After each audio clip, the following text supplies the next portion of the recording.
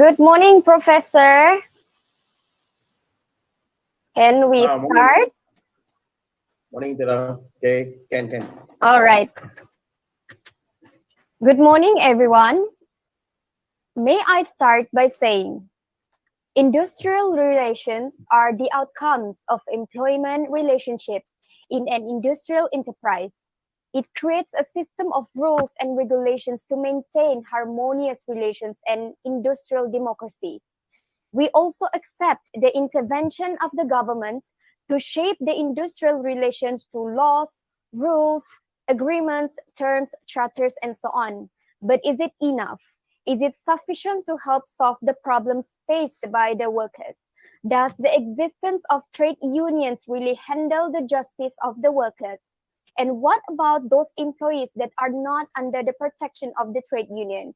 We are going to have the answers to this question later on. Let me sweat you guys up a little bit. Hello, Assalamualaikum to all of you guys. I am Nur Atira Shazwani binti Ishak, and I'll be your MC for today. And you guys are going to see a lot of me during this webinar. Thank you so much for coming here, gathering with us to get beneficial inputs from our professionals today.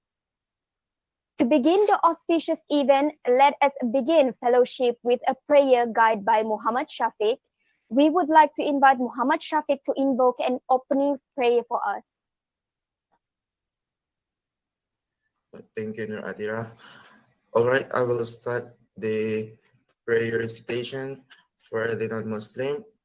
You may pray according with your own religion. Bismillahirrahmanirrahim.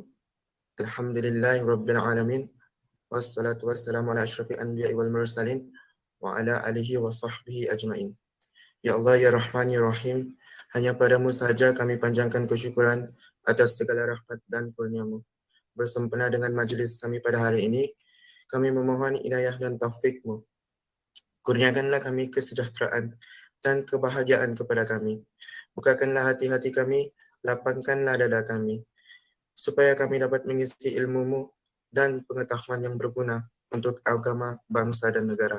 Kami memohon kepada-Mu, Ya Allah, agar Engkau berkatilah majlis ini dengan limpah dan kurnia-Mu. Semoga segala usaha kami dalam menjayakan majlis ini mendapat keridaan dan hidayah-Mu. Sesungguhnya pada hari ini kami berkumpul kerana-Mu, Ya Allah. Kami berkumpul untuk menimba ilmu, bertukar pendapat, menyumbangkan buah fikiran, menghubungkan silaturahim, dan memberi sokongan ke arah meningkatkan lagi prestasi kami. Kami memohon kekuatan darimu, Ya Allah, supaya kami yang hadir pada hari ini agar dapat melaksanakan segala kebajikan. Dan kami memohon perlindungan dengan Engkau daripada melakukan keburukan. Ya Allah, kurniakanlah kepada kami kekayaan ilmu pengetahuan dan hiasilah diri kami dengan sifat lemah lembut. Serta muliakanlah kami dengan ketakwaan dan indahkan diri kami dengan kesihatan. Rabbana atina fid dunya hasanah wa fil akhirati hasanah wa qina azabannar. Wassallallahu ala sayyidina Muhammad wa ala alihi wa sahbihi wasallam. Walhamdulillahi rabbil alamin. Amin, amin, ya Rabbal Alamin. Thank you so much, Muhammad Shafiq, for the prayer guide. May God bless our webinar for today. Now, before the session begins, allow me to introduce the moderators for today. Starting from moderator for session 1, we will have me, myself, Nur Atira Shazwani, for the first moderator, and follow up by Atirah bin Alim as our second moderator, and for the second session. Last but not least, we will have Kisha Bianca Santos for the last session. Done with the moderators, let me present to you guys the speakers of our sessions today. Topic 1 will be covered by Professor Balakrishnan, the Professor of Human Resources and Industrial Relations at University Malaysia Kelantan, and Encik DEBY RUSTMAN bin MATIMPAN, the Senior Assistant Director of Jabatan Hal Ehwal Kesatuan Sekerja. And the second speaker would be Encik ZAMIR HAMDAN, Senior Manager of Industrial Relations, KPJ Healthcare Berhad. And last but not least, and that will be the three speakers for today. Without further ado, I would like to welcome Professor Balakrishnan and for the first speaker of today's session. Off to you, Professor. Okay, thank you, Tira. Very good morning to all my beloved student, and also Tira as my today moderator. I'd like to thanks for inviting me for this morning. A little bit very tired. Last 4 days, I involved in the Ministry of Human Resources big program in Johor Bahru with all the JACS. JACS is a Jabatan High Level Satan Kerja Malaysia, from the HQ to the state. And today we got another program. So rupanya this week ini a lot of training, exposure for not only Malaysia, worldwide. We are just back from Singapore. The whole day we was in Singapore, 1 day trip with all the top ministry people from the JACS. JACS means I told you already, Jabatan High Level Kerja. I think Mr. Andy from Sabah.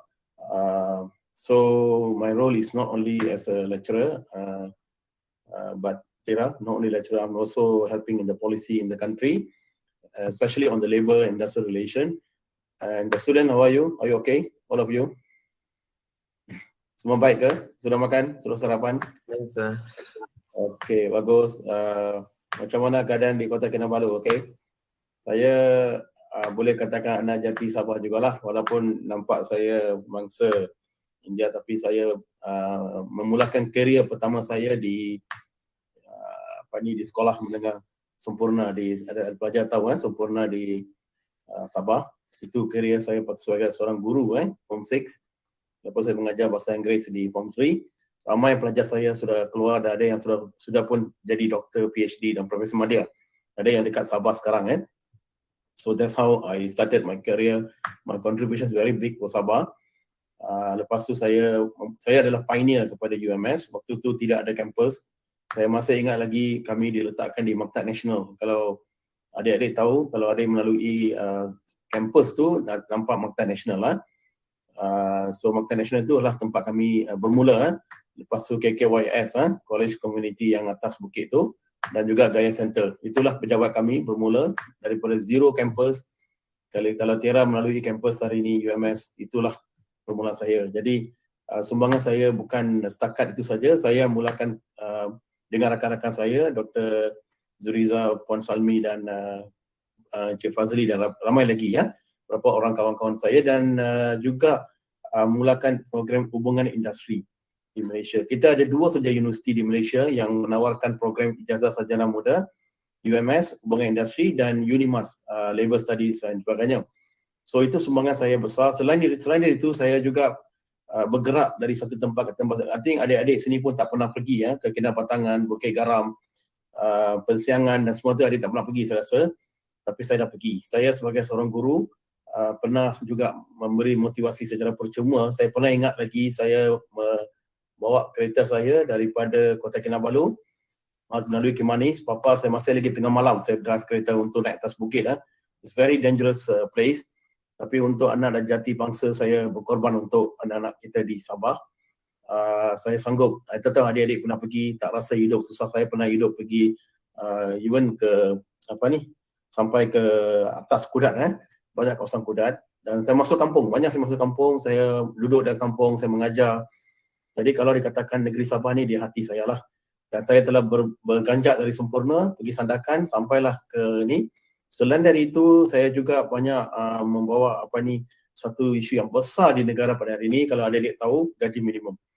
Jadi saya terima kasih kepada semua pelajar saya di UMS yang pada waktu itu bersama dengan saya di belakang saya, dan terima kasih kepada Tira yang membuat program ini. Tahniah Tira, kamu dengan saya telah kabarkan tahniah sampai Indonesia.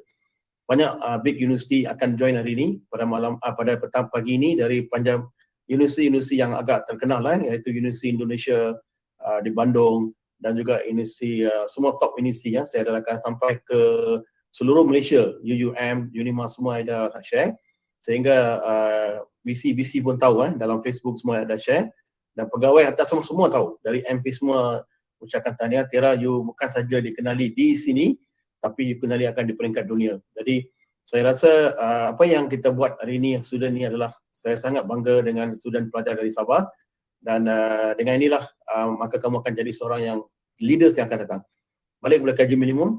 Jadi kita mula, waktu tu saya aktif bawa ke Satuan Kerja yang sekarang JAX dan juga MTUC. Saya ada Sabah Union Employee. Kalau Tiara nanti saya akan hubungkan kamu dengan Puan Margaret adalah bionic woman. Ada berapa bionic woman di orang katakan giant wanita-wanita giant dalam trade union, misalnya Mr. Margaret. Jadi kamu boleh bawa. Saya dah bagi tahu Puan Margaret hari itu. Dia juga Vice President MTUC Sabah dan dia juga ahli MPGN, Majlis Perundingan Gajian. Saya juga salah seorang jawatan teknikal. Jadi sumbangan saya dalam hubungan industri, terutama gaji minimum. Ada satu ketika tu, saya ingat lagi saya banyak terlibat dengan graduate employability pelajar. Saya memegang jawatan sebagai penyeras latihan praktikum di peringkat fakulti. Dan akhirnya satu masa tu saya headline keluar dalam Borneo Post. Saya terkejut, saya rasa risau bila keluar dalam Borneo Post ni headline Profesor Bala mengatakan gaji minimum untuk ni. Waktu tu belum lagi ada gaji minimum. Jadi saya ucapkan terima kasih juga kepada semua state punya chief minister di Sabah dan juga seluruh Malaysia dan juga bekas Yang Perdana Menteri waktu itu beliau juga salah seorang yang menerjui gaji minimum. Dan saya masih ingat lagi waktu tu Sabah gaji Tiara semalam pun saya ada bangkitkan isu ni di peringkat kebangsaan. Dan mereka tahu saya masih lagi fight untuk Sabah, walaupun saya duduk dekat Semenanjung, bukan saja saya fight untuk pekerja-pekerja di ini Sabah. Di hati saya selalu saya bangkitkan isu di Sabah, apa yang berlaku di Sabah, sebab saya tahu saya duduk dalam Sabah. Jadi ada satu isu ni saya mengatakan gaji waktu tu seorang cleaners masa itu dia masuk ke bilik saya di UMS, dia gaji, saya kakak gaji berapa? Dia kata 200. Kakak siapa yang pergi, kakak boleh pergi, kakak buatlah kerja, saya akan clean my own room. Begitu sedih sekali, tears come out, RM200. Dan saya ingat balik mak saya, ibu saya waktu di estate, lebih kurang sama lagi teruk waktu tu gaji dan jaga 6 orang anak. Jadi saya rasa banyak ibu-ibu bapa dekat luar tu yang adik-adik yang sengsara sebab gaji yang tadi hari ni Tiara nampak PM baru announce 1,005 dari 200 di negeri Sabah yang gaji di banyak pekerja kita di Sabah menerima gaji di bawah. Arti termasuk dia punya ibu bapa. Kamu mungkin hidup sekarang agak mewah sikit, saya tahu kamu ada handphone, kamu ada ini, kamu ada itu, kamu tidak rasa apa pun. Tapi yang rasa tu ialah ibu bapa kita yang kerja dan peluang pekerjaan sangat terhad di negeri Sabah dan yang ada pun plantation sector. Dan itu satu lagi saya punya juga kami bincang macam mana nak bawa negeri Sabah di ini. Tapi negeri Sabah ni memang kaya dari segi pelancongan dan sebagainya, tapi kita kena sebagai pelajar-pelajar di Sabah perlu fikirkan ke arah itu. Jangan duduk dekat Sabah, keluar dari Sabah, pergi ke Semenanjung. Saya juga beritahu Tiara datang ke UMK. Mungkin Tiara boleh belajar di Universiti Malaysia Kelantan dan kamu adalah punya pengetahuan dalam keusahawan. Probably you will be the best entrepreneur. Sebab IR ini ada banyak kaitan. IR bukan saja IR ini macam ni lah. Kita bermula dengan dunia, Adam, kalau semua agama Adam dan Ewa, maka akhirlah hari kiamat IR akan terkuburlah nanti. Jadi IR tak boleh dipisahkan sebab selagi ada pekerja majikan, selagi itu ada dalam dunia ni, selagi itu ada, kita perlu buat. Jadi IR punya prospek ni memang banyak dulu. Siapa-siapa yang nak ingin buat master ke apa ke, tolong buat dalam bidang IR ni kerana dia ada prospek. Dan saya juga menggalakkan semua pelajar saya di UMK walaupun mereka buat logistik, banking, Islamic banking, or e-commerce, retail, dan mereka balik. Dan saya juga jumpa pelajar saya dari Sarawak datang ke sini, semua di Sabah, belum ada lagi Tiara, tak ada lagi pelajar datang ke Semenanjung. Saya harap kamu boleh datang belajar dan juga kamu dapat meningkatkan ilmu dan jadi seorang doktor dan sebagainya. Jadi banyak student saya, bekas student di UMS sudah jadi, even Tiara sudah jadi ketua jabatan. Kalau saya duduk sana, dia my boss. My student dalam macam ni dalam kelas sudah jadi bos saya. Kalau saya duduk sana lah. Tapi nasib baik guru sudah jadi profesor. Kalau tidak susah juga kan. Okay, so saya akan itu mukadimah sebab IR ni tak perlu saya seorang profesor, bukan mengajar kamu Saya memberitahu kepada kamu betapa pentingnya industrial relation dan kenapa saya berlari. Saya memang penat, baru tengah malam saya balik dari Singapura. Dan semalam kami ada satu perbincangan dengan kedutaan dan sebagainya tu, yang kita bincang banyak isu-isu pekerja lah. Jadi isu pekerja ni bukan isu yang kita nampak remeh-temeh Satu isu yang besar dan kamu akan pergi ke dalam setiap organisasi, kamu akan melihat seorang pekerja, seorang majikan dan kamu akan rasa betapa penting IR ini. Nanti selepas ini beberapa speaker akan talk about the reality but I'm talking about both reality from academic perspective and the practical perspective So Tiara, saya tengok boleh tak saya share? Kalau share dan Okay. Ada siapa nak share ni? They will be allow you to take over. Oh, okay. Okay, sorry ya. Okay, thanks Tira. Sebab ini benar-benar boleh nampak kan? Can you see that? Boleh, can. Okay. Can Kan ah? Okay, pagi ini saya akan share dengan kamu iaitu satu tajuk yang saya buat bersama dengan Puan Nalini.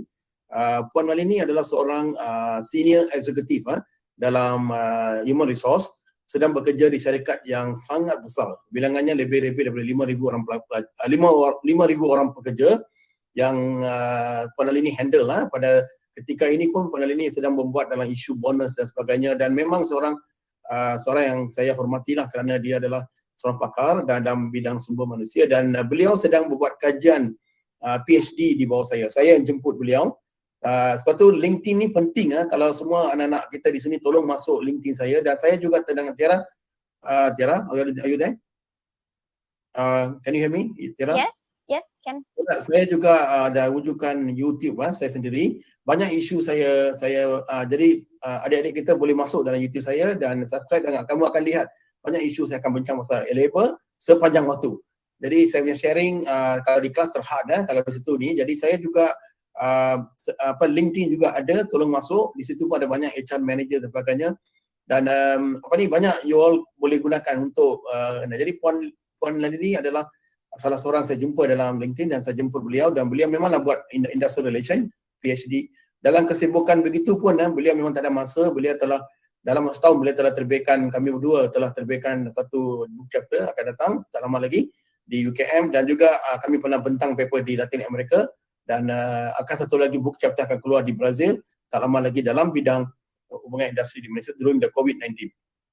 So pada hari ini kalau lihat tajuk di bawah ni sangat penting, dan tajuk begini juga saya akan share dengan di seminar antarabangsa pada bulan depan bersama dengan grup Nottingham Trent di UK University so itu tajuk non-union Cuba adik-adik kena fahamkan kita dalam industri ada union, non-union. Jax akan berkongsi pasal union, tetapi ada satu perkara yang jarang orang bincang, itu non-union.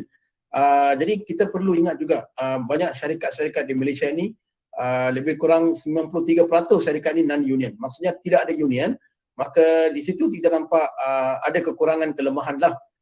Dan juga ini jadi nanti saya akan share apa tu benda ni. Jadi kalau ada dia nampak sini, saya juga adalah research fellow di National Human Resource Center di bawah Kementerian Sumber Manusia. Jadi saya duduk banyak jawatan kuasa kebangsaan.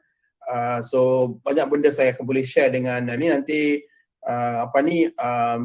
Tiara nanti akan share dengan satu lagi isu akan bincang pada minggu depan tentang MPC. Kesedaran tentang productivity dia nanti akan share dengan dia.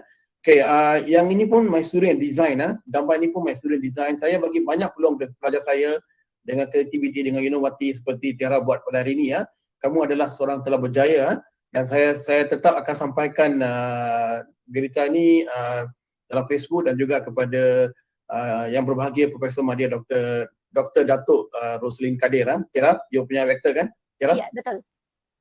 Dia adalah kawan rakan saya baik. Saya pernah mengajar di UiTM Sabah, negeri Sabah, subjek hubungan industri, Diploma Pentadbir Awam selama 4 tahun, dan beliaulah yang benarkan saya mengajar waktu itu, dan he is my good friend.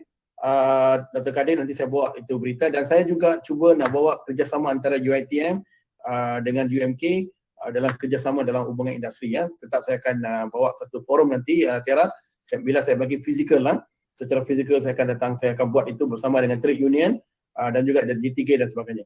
Okey, berdasarkan ini semua design my master student dan juga my undergraduate student. Gambar ni diambil. Kenapa saya bagi kredit untuk dia orang? Sebab saya percaya mereka boleh buat. Tengoklah design mereka, macam mana mereka buat, cara mereka buat CV saya ini terkini iaitu pelajar boleh buat CV dalam bentuk yang ringkas. So nampak banyak sangat, tetapi itulah pengalaman saya selama 26 tahun dalam bidang hubungan industri, dalam bidang kesatuan sekerja, dalam bidang majikan. Jadi memang jiwa dan hati saya memang dekat hubungan industri, dan saya akan tamatkan kerjaya saya walaupun saya ada lagi 5 tahun lagi sekarang. Saya akan juga berjuang untuk gaji untuk graduate sekarang ni. Jadi saya harap Tiara boleh buat lagi satu lagi forum pasal ini, dan saya akan bawa orang-orang penting seperti yang bahagia Tan Sri Anwar Ali, iaitu Chancellor Cyberjaya University, dan juga ahli Majlis Pengaji Negara, dan juga berapa-berapa orang profesor yang terkenal di not only Malaysia, mungkin di peringkat dunia. Saya akan Tiara, you boleh buat bersama dengan UMK nanti dengan saya punya institution iaitu Malaysian Industrial Relation and HR. Saya dengan rakan-rakan student saya juga telah tubuhkan Malaysian IR dan HR, dan saya harap Tiara dan all the student here boleh jadi member dalam ini dan saya akan masukkan juga Tiara dalam grup saya, study group. So pengalaman ini bukan pengalaman yang nampak macam biasa, tapi saya sudah pergi all over the world. Waktu saya terima kasih kepada UMS yang banyak sokong saya takkan lupakan jasa UMS yang beri saya peluang untuk belajar peringkat master dan PhD, dan juga selepas tu banyak grant saya dapat, dan juga banyak UMS bantu saya, dan sekarang UMK pula bantu saya. UMK dah bagi saya profesor dalam bidang hubungan industri semua Malaysia, dan kini saya memperbanyakkan lagi ilmu saya dalam bidang IR dengan HR. Sekarang ni saya kahwinkan antara IR HR, maka lahirlah seorang anak iaitu namanya ER, Employment Relation, dan ini adalah setanding dengan peredaran dunia, di mana kita pun juga ada International Employment Relation saja. Kita ada satuan peringkat antarabangsa yang melihat kepada hubungan pekerjaan, iaitu lahir daripada IR dengan HR. Jadi dua-dua ni tak boleh dipisahkan di peringkat syarikat, maka sangat penting. Dan kini lagi penting post-COVID IR, iaitu industri harmoni, industri yang kurangkan dispute, industri yang membawa kebaikan kepada majikan. Jadi majikan perlu juga faham kepentingan trade union ini sangat penting. Sudah dibuktikan dan telah dibuktikan dalam kajian-kajian yang lepas dan sekarang yang kami buat sekarang pun lepas, union memang satu social partner yang sangat boleh bantu majikan untuk memperbanyakkan lagi keuntungan di syarikat. Dan adik-adik dalam kumpulan ini fahamkanlah betul apakah peranan satuan kerja dalam syarikat, bagaimana mereka boleh bantu dan bagaimana boleh meningkatkan lagi produktiviti, meningkatkan lagi pendapatan syarikat. Akhirnya sharing itu akan dibuat dengan pekerja juga. Jadi pekerja juga perlu ada hak mereka sebagai seorang pekerja dan boleh masuk ke union, dan mereka juga perlu tahu kenapa union ditubuhkan dan sebagainya. Jadi sekarang ni perkara ini mungkin ambil masa yang panjang, adik-adik dekat sini ambil panjang untuk kita nak unionize mereka. Kalau lihat trend sekarang ni memanglah ke arah itu, ke arah hubungan industri, dan konvensional yang kita bincang 2-3 hari yang lalu tu memang hebat, dan mereka banyak yang union datang pada saya, meluahkan pada saya macam mana PROF nak bantu, macam mana begini, dan saya kata saya hanya share apa yang ada pada ini. Jadi itu yang kita nak cakap pada hari ini, apakah ni. So tadi saya dah bagi tahu ada union, ada syarikat union, ada syarikat tak ada union. Yang kita bincang hari ini tak ada union. Bagaimana kita nak kita tak boleh biarkan begitu saja, tapi kita buat satu metod yang baru dalam ini. So kalau kita tengok dalam kenapa industrial relation ini sangat penting, IR ini penting kerana kita nak tengok apakah kepentingan majikan, apakah kepentingan pekerja. Very important. Selagi kamu semua nanti keluar nanti kerja, kamu tidak melepaskan diri daripada perkara ini. Sebab kamu akan bertemu dengan majikan yang sedang interview kamu, lepas tu kamu juga akan bertemu dengan golongan pekerja. Jadi di mana kamu sekarang ni? Kamu kena fikirkan dulu bagaimana kamu nak bawa IR ni untuk harmonikan hubungan majikan pekerja. Apabila kita terharmonize, tidak ada masalah kepada produktiviti kita, tidak masalah kepada output kita, tidak masalah semua. Pihak pekerja rasa bangga dengan dia. Lepas tu gaji yang kita nampak terlalu kurang, maka kerajaan itu. Jadi adik-adik kena faham asrat kerajaan yang baik ini. Saya bukan ada political apa, tapi saya nak beritahu bagaimana kerajaan intervention dalam gaji, maka dapatlah gaji minimum untuk pekerja. Kalau tidak ada kerajaan intervention, there's no way you akan dapat. So satu lagi, kita nak avoid strike dan konflik. Dari tadi semalam kami difahamkan pada awal-awal pertumbuhan 70-an, 60-an di Singapura atau di Malaysia, kita dapat banyak strike berlaku kerana pekerja tak puas hati. Satu gaji dan juga Tiara, saya jumpa dengan Yang Bahagia Tan Sri Zainal Rampak. Saya ambil bergambar dengan beliau. Saya sangat bangga dengan beliau. Beliau adalah seorang tokoh perjuangan dalam satuan kerja. Beliau juga salah seorang yang pioneer yang memulakan pasal gaji minimum, retrenchment fund, SIP. Semua tu dimula oleh satuan kerja, bukan dimula oleh majikan, bukan lagi NGO. Mereka balik, tapi NGO juga akan support lah. Tetapi beliau mulakan. Jadi saya bangga beliau datang pada hari itu dan bincang, dan saya rasa begitu Satu lagi, kita juga tengok IR boleh meningkatkan produktiviti. Hari ini banyak pekerja tak happy. Banyak pekerja rasa macam tertekan dalam jiwa mereka dan sebagainya. Jadi dengan adanya IR yang apa ni, yang merapatkan hubungan antara pekerja dan ini. Jadi di situ union play a role. Union jadi pihak ketengah yang boleh bawa keharmonian itu. Sebab tu kita mendapati union bukan satu yang dikatakan musuh ke tidak. Dia orang ada juga rakan sosial, rakan separtner untuk ini. Okay, so dan juga voices lah. Kalau negara kita jadi negara maju, ke arah negara maju, maka kita kena ada voices di tempat kerja. Ini yang kita kena fikirkan. That's what I'm trying to hear to understand you all, how to bring the industry harmony dan industry democracy, based on the labor partnership. So I'm focusing on the labor partnership. You all okay with English, you know, Tara? English okay? Yes, no problem with the English language. Because we also got foreigners to come and join us, so I hope that we got your friend from Palembang just masuk. Okay, so I believe that the voices must be heard by employees and employer. There's no voice. Macam mana employee boleh can represent their voices at the workplace? They should have some kind of mechanism. So this is what I say, industrial relation, very, very important. As long human exists in this planet, then you can see IR still exists, HR still exists. There cannot you destroy employers. So this subject very important. Imagine we have 900,000 companies. We need 900,000 IR. How many universities you have? Only UMS dengan Unimas. That's all. Where's the rest of the university? Jadi Tiara, you buat in the right time. You actually also part of your team. Not only you, your team, your lecturers, your rector, and UiTM Sabah make a very big move in this context. I really appreciate you all because you are already part of to creating employment for the need. I was so happy to see all my former students. I met actually a few of them. We all become a labor officer, industrial relation officer, and surprisingly, Tira, I met one of my students become doctor in UTHM. She come and see me, Prof. Bala, I am your student. I read all your books. I got a lot of books. Tira, you can go to bookstore dekat UMS, Tira, you boleh dapatkan buku saya. Still available. You can go and talk to them. Maybe they give some special discount for you. Tira, bawa kawan-kawan you, go and see some books there.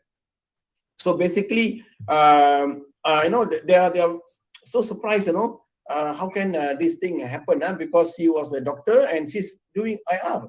And she's from UTHM. And she said, Prof. Bala, I want to work with you. Humble, you know, so humble. She became doctor. Many of my students become head of department. You know, so I want to see more and more from UiTM also, you know, to be there. So you look at what is the fundamental IR is actually is relationship between employer and the government and the employee. Employees or representative trade union. So in the Malaysian context, trade union, national union registered under society, but they consider much umbrella lah, is MTUC, Malaysian Trade Union Congress. The other one is MEF, Malaysian Employers Federation. Dia ada banyak lagi, FMM, Federation Manufacturers. Kita buat ada Sabah Employer Association, banyak ada. Tapi yang represent the whole Malaysia lah, MEF lah. And then we got the government, you know, Ministry of Human Resources. So lately you can see Prime Minister and Minister of Human Resources involved a lot of issue, labor, forced labor, and minimum wage, and then bringing the foreign workers. I pun banyak keluar dalam TV, so Tera nanti you boleh share all my TV coverage, can go to the YouTube and watching to that, and a lot of area I try to, you know, to give some my input to them. So consider I'm very thankful lah. You know. Okay, this is all my publication. Tera, you can see some of my books already available in the library of UMS. You can go and purchase and buy. And some books no more on the market, no more publication, already finished on the market and no reprinting. Some books available. Some books I'm writing now. One of the book actually will be come out very soon with my doctoral student in Zambia, Dr. Atrish. I was supervisor on the issue on the trade union and the partnership, and recently she informed me that they're going to publish a book with me and Dr. in Zambia by University of Zambia. Then we are going to launch another book in India next year on the research methodology. You all can have this book on the multiple discipline. You can have a book that how to come out with research method and so on, and a lot of research on IR and so on. So this is my contribution, not only to the nation, to the Sabah per se, but also to the to the ini ya, to the sebab tu Tiara, are you there? Tiara? Yes, I'm here. Saya tidak arahkan Tan Sri lah, Dato' Sri lah semua tak ada, walaupun semua tu tak ada, kita kerja untuk negara, okay? So yang penting kita kerja untuk dengan hati yang nurani ya. Don't stop, work and work, do a lot of assignment, do a lot of things. Okay, if you look at the where is the non-union sector will exist because of the, you can see the concept of EP ya, how we move from one to another one. So in the beginning, actually the power is towards to the union. Later between employer and then employees and the union, and currently more on employers per se. So employers is more control in the workplace and the lack of employees involvement, participation in decision-making process. But you look at the trend in the workplace, any organization, actually employee who are doing the groundwork, employee do the cleaning, employee do the, example, you take the hotel, they are the receptionist, they are the clean the room, everything. So they should participate. They should give idea how to clean the room, but there's no room for them. Everything will be coming from the employer, top down, and you have to do this, do that, and employee have to follow. If you didn't follow, then you are already against the employer's rules, regulation, maybe the action will be taken. But that's not good for me. That's not good. We need to have some room for them to talk. That's what I come out, me and Miss Nalini come out with a new model in the new era from a PhD. We'll create a new model that we call to fill up the vacuum. To fill up the vacuum. Remember, to fill up the vacuum, because the vacuum is there. I mean, only employer is actually speaking and talking. I'm not blame employer also, no, because that is a trend. But now time to us bring back the employees or the union to participate in the decision-making process, which impact their life. What is a life? Employee life, they want a better life. Lepas tu saya berimpian, Tiara, saya nak buka universiti saya. Welcome to the University of Fun. Okay kan, Tiara? Tiara, nice kan? Boleh. My university is Welcome to the University of Fun. You know Fun? F-U-N, Fun. Yes. So I will bring in IR and HR, the main course. I only degree in IR, MBA IR, but I didn't start my class. I had Fun first. So we'll go to the something like resort type of place. All my first year students, I'll bring them there. And then you start Fun first. We go to water rafting ke apa kan tak tahu. So after that only we start class. Are you enjoying to come join my university? Are you ready? Tiara? Let's see. Come and join. Also join. We are for fun. So we start with the fun. We don't have any stress. And then from there we change teaching method. Like my MBA student last time they presented on the the boat. We all went there on the river cruise. And they present the paper. You don't want that? I will share the video later on with my student. Tiara, you share with your student. That's what we do. Because I want them fun. I want them joyful. I want them to enjoy something different we do. So that's what I always thinking, innovative. So the young student in this class, I always want to do that. You know, Tiara, my class, I'm going to do a virtual party. I already done for 3 years during the COVID-19. You know virtual party? Yes. Tiara, you were sitting everywhere in Malaysia. But you will be singing, you will dancing, you will send all the video clip, we cut the cake, everything online. But the cake will come to my place, arrive my place, like that. So students have fun, and we're going to upgrade the seminar to the next one. I will invite all of you to join the seminar. We are going to organize next week. Tiara and all the gang is organized fully by my HRM student, but we bring it up to the national conference. Because I believe students can do it. You are the power in that, doing that, and you are actually promoting IR/HR worldwide. And I'm going to bring all the top speakers like what you do today. So I'm going to do the same thing also. So I'm not going through very detail on this. Tiara, kalau masa you let me know. I just somewhere. But of course, this all you can go and read in the what they call in the Google and so on, or go to library and get it. So EP is employee participation. What do you mean employee participate? Like today we are participate, but of course a time factor, so I cannot involve you participate actively. Maybe later question answer. But if in my live class, let's say next time Tiara invite me to come live class in your university, then I will come and talk to you, and we are engaged, a lot engagement. So we got direct, indirect. So kalau adik-adik pernah dengar kan? UiTM, pernah dengar kan? Tiara pernah dengar, kamu pernah dengar ISO 9000? Pernah dengar kan? Yes. Pernah dengar 5S? Pernah dengar kan? Teamwork? Itu tak pernah. Teamwork, pernah kan? Teamwork. Tak pernah. All this already happening in the workplace. This we call direct participation. Meaning employee will involve lah. Meeting. Every day we go meeting kan. Pagi, petang, malam, meeting. Itu direct participation where employee is directly involved. Indirect is representative, like union. Okay, kalau the union will speak on behalf of the employees. On behalf tu lah kita panggil indirect. We'll talk. But at the moment, we don't have a lot indirect participation because in the workplace, no union. So we are going to create non-union representative, NER we call, NER, to give to give a chance, opportunity for employees to speak about themselves, about their work, and so also giving opportunity to talk about future of the company. Let employee decide some other the benefit of the company. They will stay. Like you, when you go to the company, let's say I formed the company. Let's say I got a training company, whatever company I formed the company, I will invite you. You give idea. Like macam my student got my profiling. I believe on that. See, it's so nice. And first they took the photo in outside, the design. Another student, my master student Jessica from Bintulu, she come and join. My ex-student daripada UMK, she doing IR, she do all these things. Okay, so it's quite interesting, to see how student power is. And macam sekarang Sania lah, Tiara, and then you done very good job. You always communicate with me, and finally you have done this. And we can see here, I just put here a lot of things already happening in the workplace. Direct and indirect. Kalau adik-adik pergi sana, ISO lah, QCC lah, a lot of many things happening. So teamwork, group work, all this already happening in the workplace. Okay, but the other side is very less. If you look at this side, indirect, we have in European context, we have a work council. Work council ni adalah workers and employees we sit on the top management. They will discuss a lot of issue. So bayangkan worker ada PhD, ada worker ada master, and they are the ones sitting on the top level. So any issue on the workplace will discuss with the what they call this work council workers punya director, and also with the employee director. Then he say this already happening in post Malaysia. And that's my PhD is one of the case studies of post Malaysia.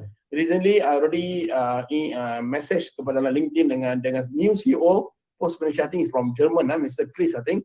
I already told him that, Mr. Chris, I'll come and see you and pass my book to you as a reference, and I promote post Malaysia worldwide because you have the best practices. And he said, he replied immediately, as a CEO, too busy in life, he replied, please come and contact my PA, I'll arrange a meeting. So this is how you need to make the connection with industry. So the one that we propose is actually NER. Okay, this is very interesting data. Everybody look at it. This is very important for you to understand. It's a reality in the industry. So yesterday we got data also presented by JAX, where the Jabatan Hal Kesihatan Kerja also presented data, and we found that 94% is not unionized. 6% only unionized. Berarti non-unionized ini banyak pekerja their voices not represented. Their voices maybe not be heard. They only work. Yes, they got the gaji minimum 1,500, but salary is by itself not enough for them to make them enjoy their life for fun and so on. So that's why I say we have to think about this. This is the fundamental issue and problem. Density is very low since independent until now. So it show what? So it's something you have to done. That's why JAX playing very important role in the country. They're targeting about 1 million. Now we only have a 950,000 members only out of 13 million workers. That's what the data we got. Only around 950,000 only members. They're targeting to have 1 million. So you imagine how workers want to live like this. How workers going to continue their life in the next future. So you all adalah akan masuk dalam era executive nanti. Maybe you're holding certain position.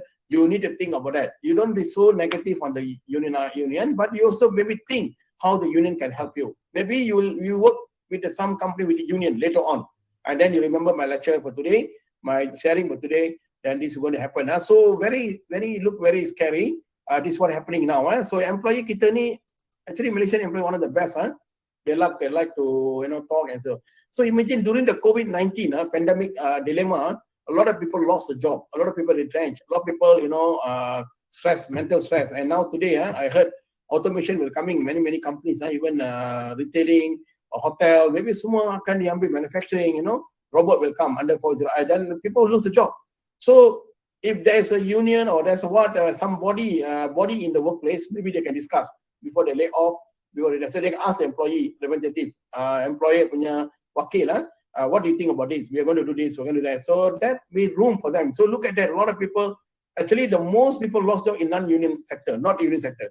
Many people lost in that. So that indicate that it's not good for the Malaysian. As a Malaysia, we all love Malaysia. I really love Malaysia. I love to stay in Malaysia because I've been traveling from Sabah and Sarawak. Actually, I go most to Sarawak because some of my students, my doctoral student, study in Miri, Bintulu, and Kuching, and I used to go Sarawak for the last 6-7 years. So I know about Sarawak situation, and I also know Nanjong. I'm staying in Kelantan almost 10 years. I know the condition of the work here, and also around the world. I know we are also helping third world country. We are the best model for the minimum wage, that we come up with a new model. And I think I know that a few years back our officers went to South Africa to implement, to help them to set up the minimum wage.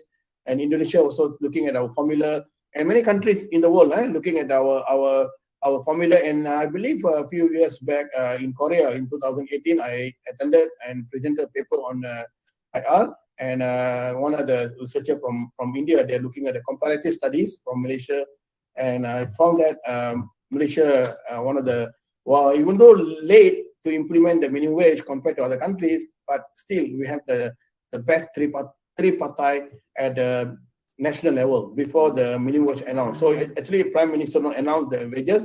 It's actually go through MPGN, we call Majlis Pembelian Gaji Negara. But before go through, there's a Jawatan Kuasa Technical, represented by all the professors, expert in the many field. They will do research, professional, empirically tested everything, and then they will present MPGN. MPGN got a representative from MTUC, we got MEF with the government. They will debate, and finally they agree with a certain amount, and then only go to the cabinet, and cabinet will chair by with the Minister of Human Resources will present, and maybe chaired by the Prime Minister, and then the cabinet say okay, proceed. So normally it's the process like that. Now only Prime Minister will announce lah.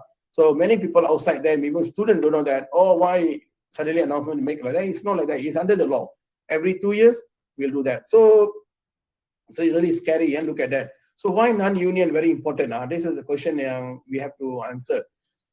Because first, because declining or trend union density, we cannot expecting employer will support, will we look at this trend so that we want to bring the union to the thing, but that is taking a long time. So what me and Nalini was doing now, we are going to do research to ask opinion from the employers, from the policymaker, from the government, from the employees, to ask, are you ready for the non-union sector? But comparable to Philippines, my father, I always call for my father, Professor Dos Kacang, already passed away a few years back due to the cancer. So he's the one, my mentor. I went to Philippine University of Philippines, Diliman. They have a School of Labor and Industrial Relations, one of the top school, about more than 100, nearly to 70 years old school. They got faculty, and Prof. Joe's actually pioneer to set up this LMC. They call non-union representative. So in United Kingdom, we call it NER because we're a Commonwealth country. We use it. But in United States, we call it LMC, Labor Management Council. And Prof. Joe's already proven in the workplace that a lot of companies use NER, LMC, even though there's no union, but they create a lot of industrial harmony, no dispute, and also productivity very high among the employees happy. And finally, the output is very high. Already proven. I can show all the results in Philippines, and also in Korea, in Japan, and many countries, even European country, work council, all proven. So why not we think that kind of environment to be created? So that's primarily, and I also recently called by one of the lawyer. He read my articles, a lot of union and partnership, everything. He called me, Prof. Bala, one of the companies in Sarawak, they want to establish NER. Can you help me? I said, no, I'm not very busy. I have a lot of work to do. I have to student to supervise, PhD student, master students, I have to examine thesis and so on. And I'm traveling to the country next week. Also, I got a lot of engagement with many places and so on. And in coming, maybe in September, I'm not sure. Maybe I'll go to our paper accepted in Ilira in Europe. to where all the industrial relation people gather. After 2 years, we are pandemic online. We have a face-to-face. So I also want to present from the Malaysian perspective. Me and another my student, Naza, she is from also doing PhD on ethical leadership. So we both write a letter, and we hopefully that we can go and present. Okay. So again, I want to highlight here one and next. So you can see NER sitting on the last, and this is what we're going to propose. So technically speaking, the reason why I brought this idea together with the together with the direct participation, because direct only talking about a lot about management, how to improve the efficiency, productivity, production, output, everything for employers. What about to the employees? Are they talking about promotion? Are they talking about satisfaction? Are you talking about industrial dispute and so on? So today you look at a lot of employees, sometimes they make mistake in their life. Sometimes they don't enough money, and maybe they will caught like they're stealing the money in the workplace. Actually, all this because of the mental stress. They don't enough money to pay car loan, not enough money to pay. I think you all imagine your parents, struggling, travel from Tuaran to KK to work. You imagine the traffic jam. Those days when I was there in 1993, there's no campus there's no road across the Yayasan Sabah towards the UiTM. Tak ada jalan itu, jalan yang sekarang ada sangat sibuk tu, nothing, only jungle. 1993 I was landed in Kota Kinabalu, I only see jungle, nothing. But today it's become super city, but the jam. So again, fast track development, fast track any, but facilities very less. So supposedly we need to have a train, Tiara. So I hope those policymakers, if I the government sector here, or those people listening to my talk, I urge to the Sabah state government to have train LRT. Tiara, you agree, Tiara? LRT from Kudat to Kota Bulu to Kota Kinabalu. LRT, fast train. So now people don't drive. People save a lot of money, Tiara. Why they have to drive from all the way down, tired, stopping. You tengok, you pernah drive tak, Tiara? Pergi ke Kota Kinabalu, balik ke Kudat. Balik Kota Balu. Pernah tak you lalui jalan tu? Pernah tak menggatal semua? Pernah, tapi guna kereta lah. Memang betul dia lambat lah. Lambat kan? Stress kan, Tiara? You stress kan, Tiara? Tak stress kan kalau jalan-jalan tu? Sakit pinggang lah. Memang minyak lagi kita kena fikir minyak, betul. Stress lagi, bos marah lagi, kalau lambat, hantar anak pergi sekolah lagi, anak lambat masuk sekolah, suami kena buat minuman lagi, atau suami akan marah you, isteri kena siap tadi, balik rumah ini, masak lagi, balik ke rumah dah pukul 8 malam. Macam mana kita nak hidup? Tiara, how do you want to hidup? What kind of life you have? Betul. Itu sebab saya sangat stres dalam kerajaan persekutuan, state government, federal government to do all this facility. Why you cannot do? Buatlah LRT, fast train. Ini rakyat diutamakan, betul tak? Am I right? Betul. So betul. bila rakyat diutamakan, then what is going to happen? Really, it's very important issue tau. Bagi saya satu yang sangat penting untuk kita dah nampak dia orang punya kepentingan sangat penting lah tu. But what happened to today? Today we nampak banyak orang yang memang hidup yang memang susah, kan, betul tak? Am I right? So cuba you tengok kalau kita ada kalau kita ada your screen are working. Sorry. Yes, working, kan? you are presenting. Okay, sorry, now my slide I think ada some technical problem. Wait. Is okay? Can you see now? Yes. Okay. So so I kata boleh itu, see you bayar gaji 1,500, tapi you end up with the petrol, you end up with the harga barang, end up everything. So why cannot control each other, each ministry? So saya push kepada our state government of Sabah, kepada Yang Amat Berhormat Ketua Menteri Sabah, walaupun we know our Ketua Menteri sangat baik, datang daripada Tuaran, I know him also because some of my family members from Tamparuni dan sebagainya. So please do something. We have to talk to the federal government, talk to the PM willing to listen. PM kita ni willing, itulah kita panggil employee participation. Jadi kenapa kita dah buat satu LRT? Buatlah LRT daripada Kota Bulu. Buat satu yang train yang pendek dulu.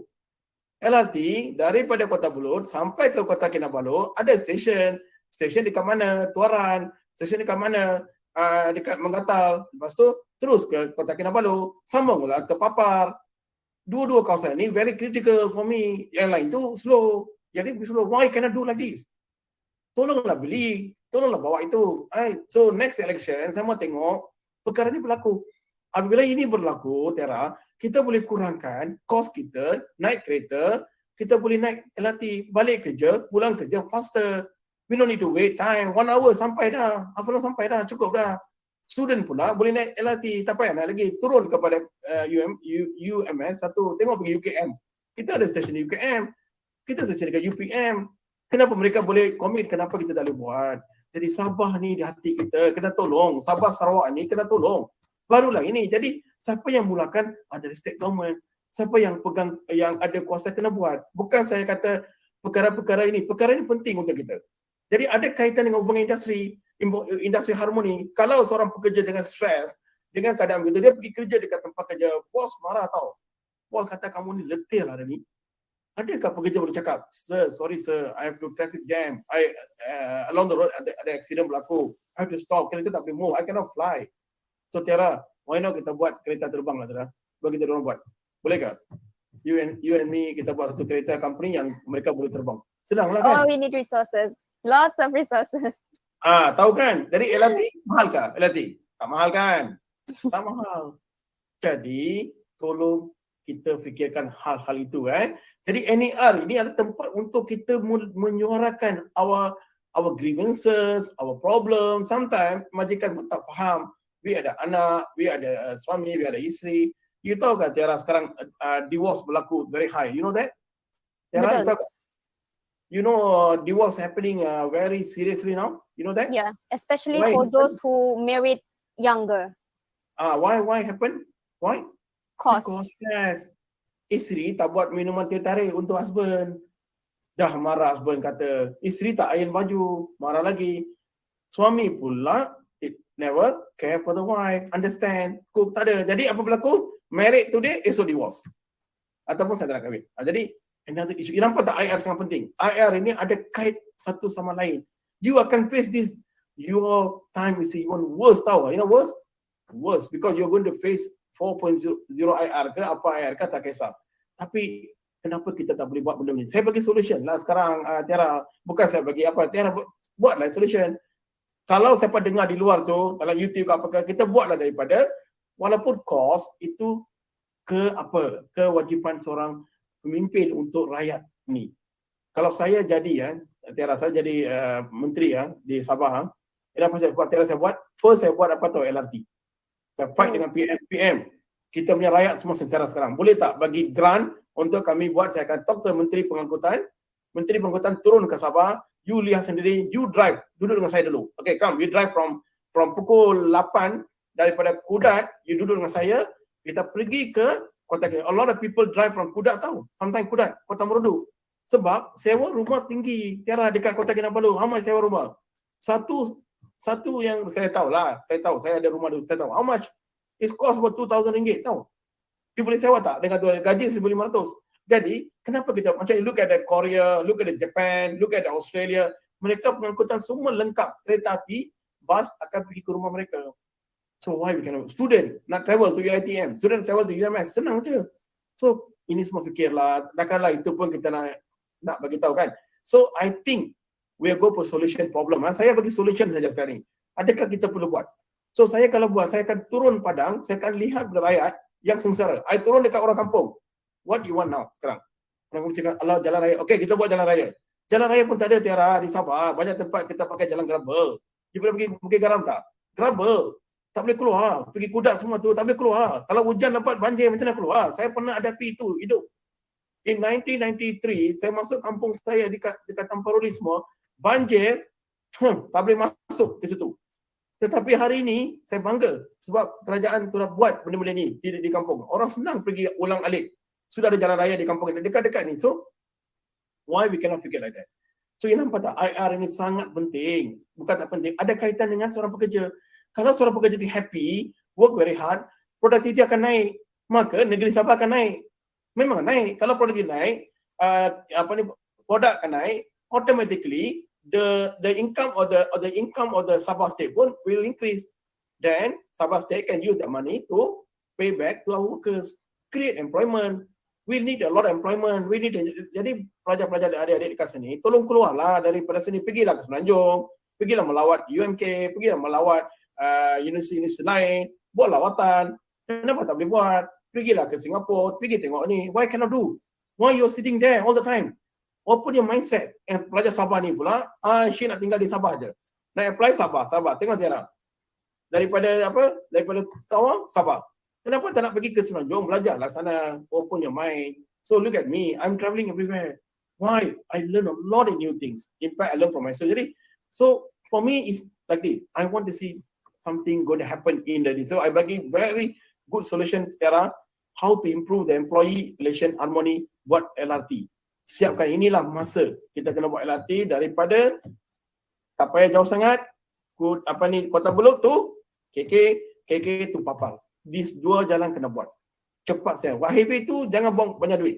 Highway tu weekend apa, anak-anak kita jalan. Tapi saya nak lihat juga macam Sunway Lagoon, kena water park, kena buatlah semua tu di Sabah, so that anak-anak kita, anak-anak muda, they feel like, I'm go there. Tadi I don't know lah. I leave it to you all lah. You going to decide your state lah. Tapi I just give suggestion only. Alright. So and you look at that, according to Professor, the employee voice a part of share human rights lah. So very important lah.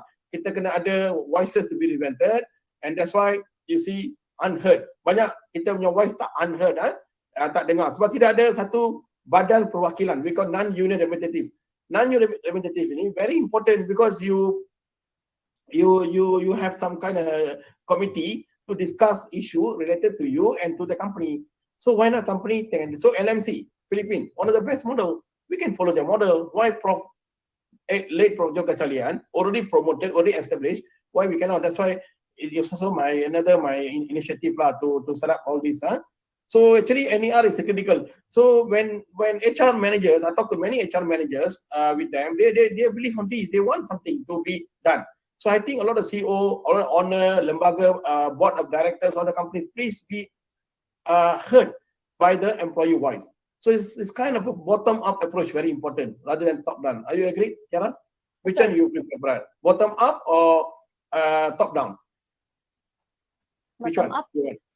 Bottom-up. You are student, kan? From the student perwakilan, from the down there, from the faculty, from the coursework, from the course coordinator, whatever you need, go up to the Majlis Perwakilan Pelajar, student representative. Then it's not Majlis Perwakilan Pelajar giving the arahan, but you give the a lot. So another thing, I was also feel that there are MPP never give a chance for a student to explore. Student, they want to do themselves. They want to do something. They want to come up with their own finance. Kadang-kadang HAP tak nak bagi peluang tu. Jadi saya pun bagi cabaran kepada HAP lah. HAP tolonglah kalau pelajar any university, not only Malaysia, around the world, please be understand. Students must do their work. Give them chance. Approve their project. Go through the process. If the project is worthwhile, approve immediately. Don't give them 1 month, 2 months. They have to move on. And they do a lot of activities like this kind of seminar, conference, and whatever they can do. Why don't trust on the student? I trust on the student. Sorry. I give all the empower to my student. But money will come later. Don't worry. It's your job to do that. So technically speaking, actually NER is a very, very important body. Is in line with the industrial relation. Industrial relation already there. We got nice labor law, employment law, kita ada ministry looking after human resources, kita ada MEF, semua kita ada. But we are lacking that there is no mechanism at the workplace that we call NER or LMC, Labor Management Council. Bagi saya, naikkan taraf council, okay? So and that council, maybe you got 3 months once a meeting, or you gather all the data from the employee down there, and you present like Tara, you are the leader of this class. You get data from your friends, and you present to me, and I listen, and then I say, okay, Tara, go ahead with this. So you look at the Professor Kaufman, and Tara, I know most of them. I met them. Most of them was a scholar. I know them. So they actually say that NER actually mutual gains. So win-win situation. You win, I win. Both win. Doesn't matter. That's why we are talking about PLWS, Productivity Linked Wage System. We can discuss also in NER. So productivity itu naik berdasarkan kepada wages akan naik. Wages ini not only basic salary 1,500, it also include bonus and other fringe benefit and non-financial benefit. Banyak holiday package, attendant allowance, or macam-macam you buat. So all this package together. Where you want to discuss through the NER. This is what some professors already done, and they believe on that, and I believe that is very important. So kalau kamu nampak sini benefit yang kita boleh dapat ialah employee identify themselves with the work, will lead to the improved performance, employee motivated, yes, they involved in the management, self-esteem, very important, proud to be there.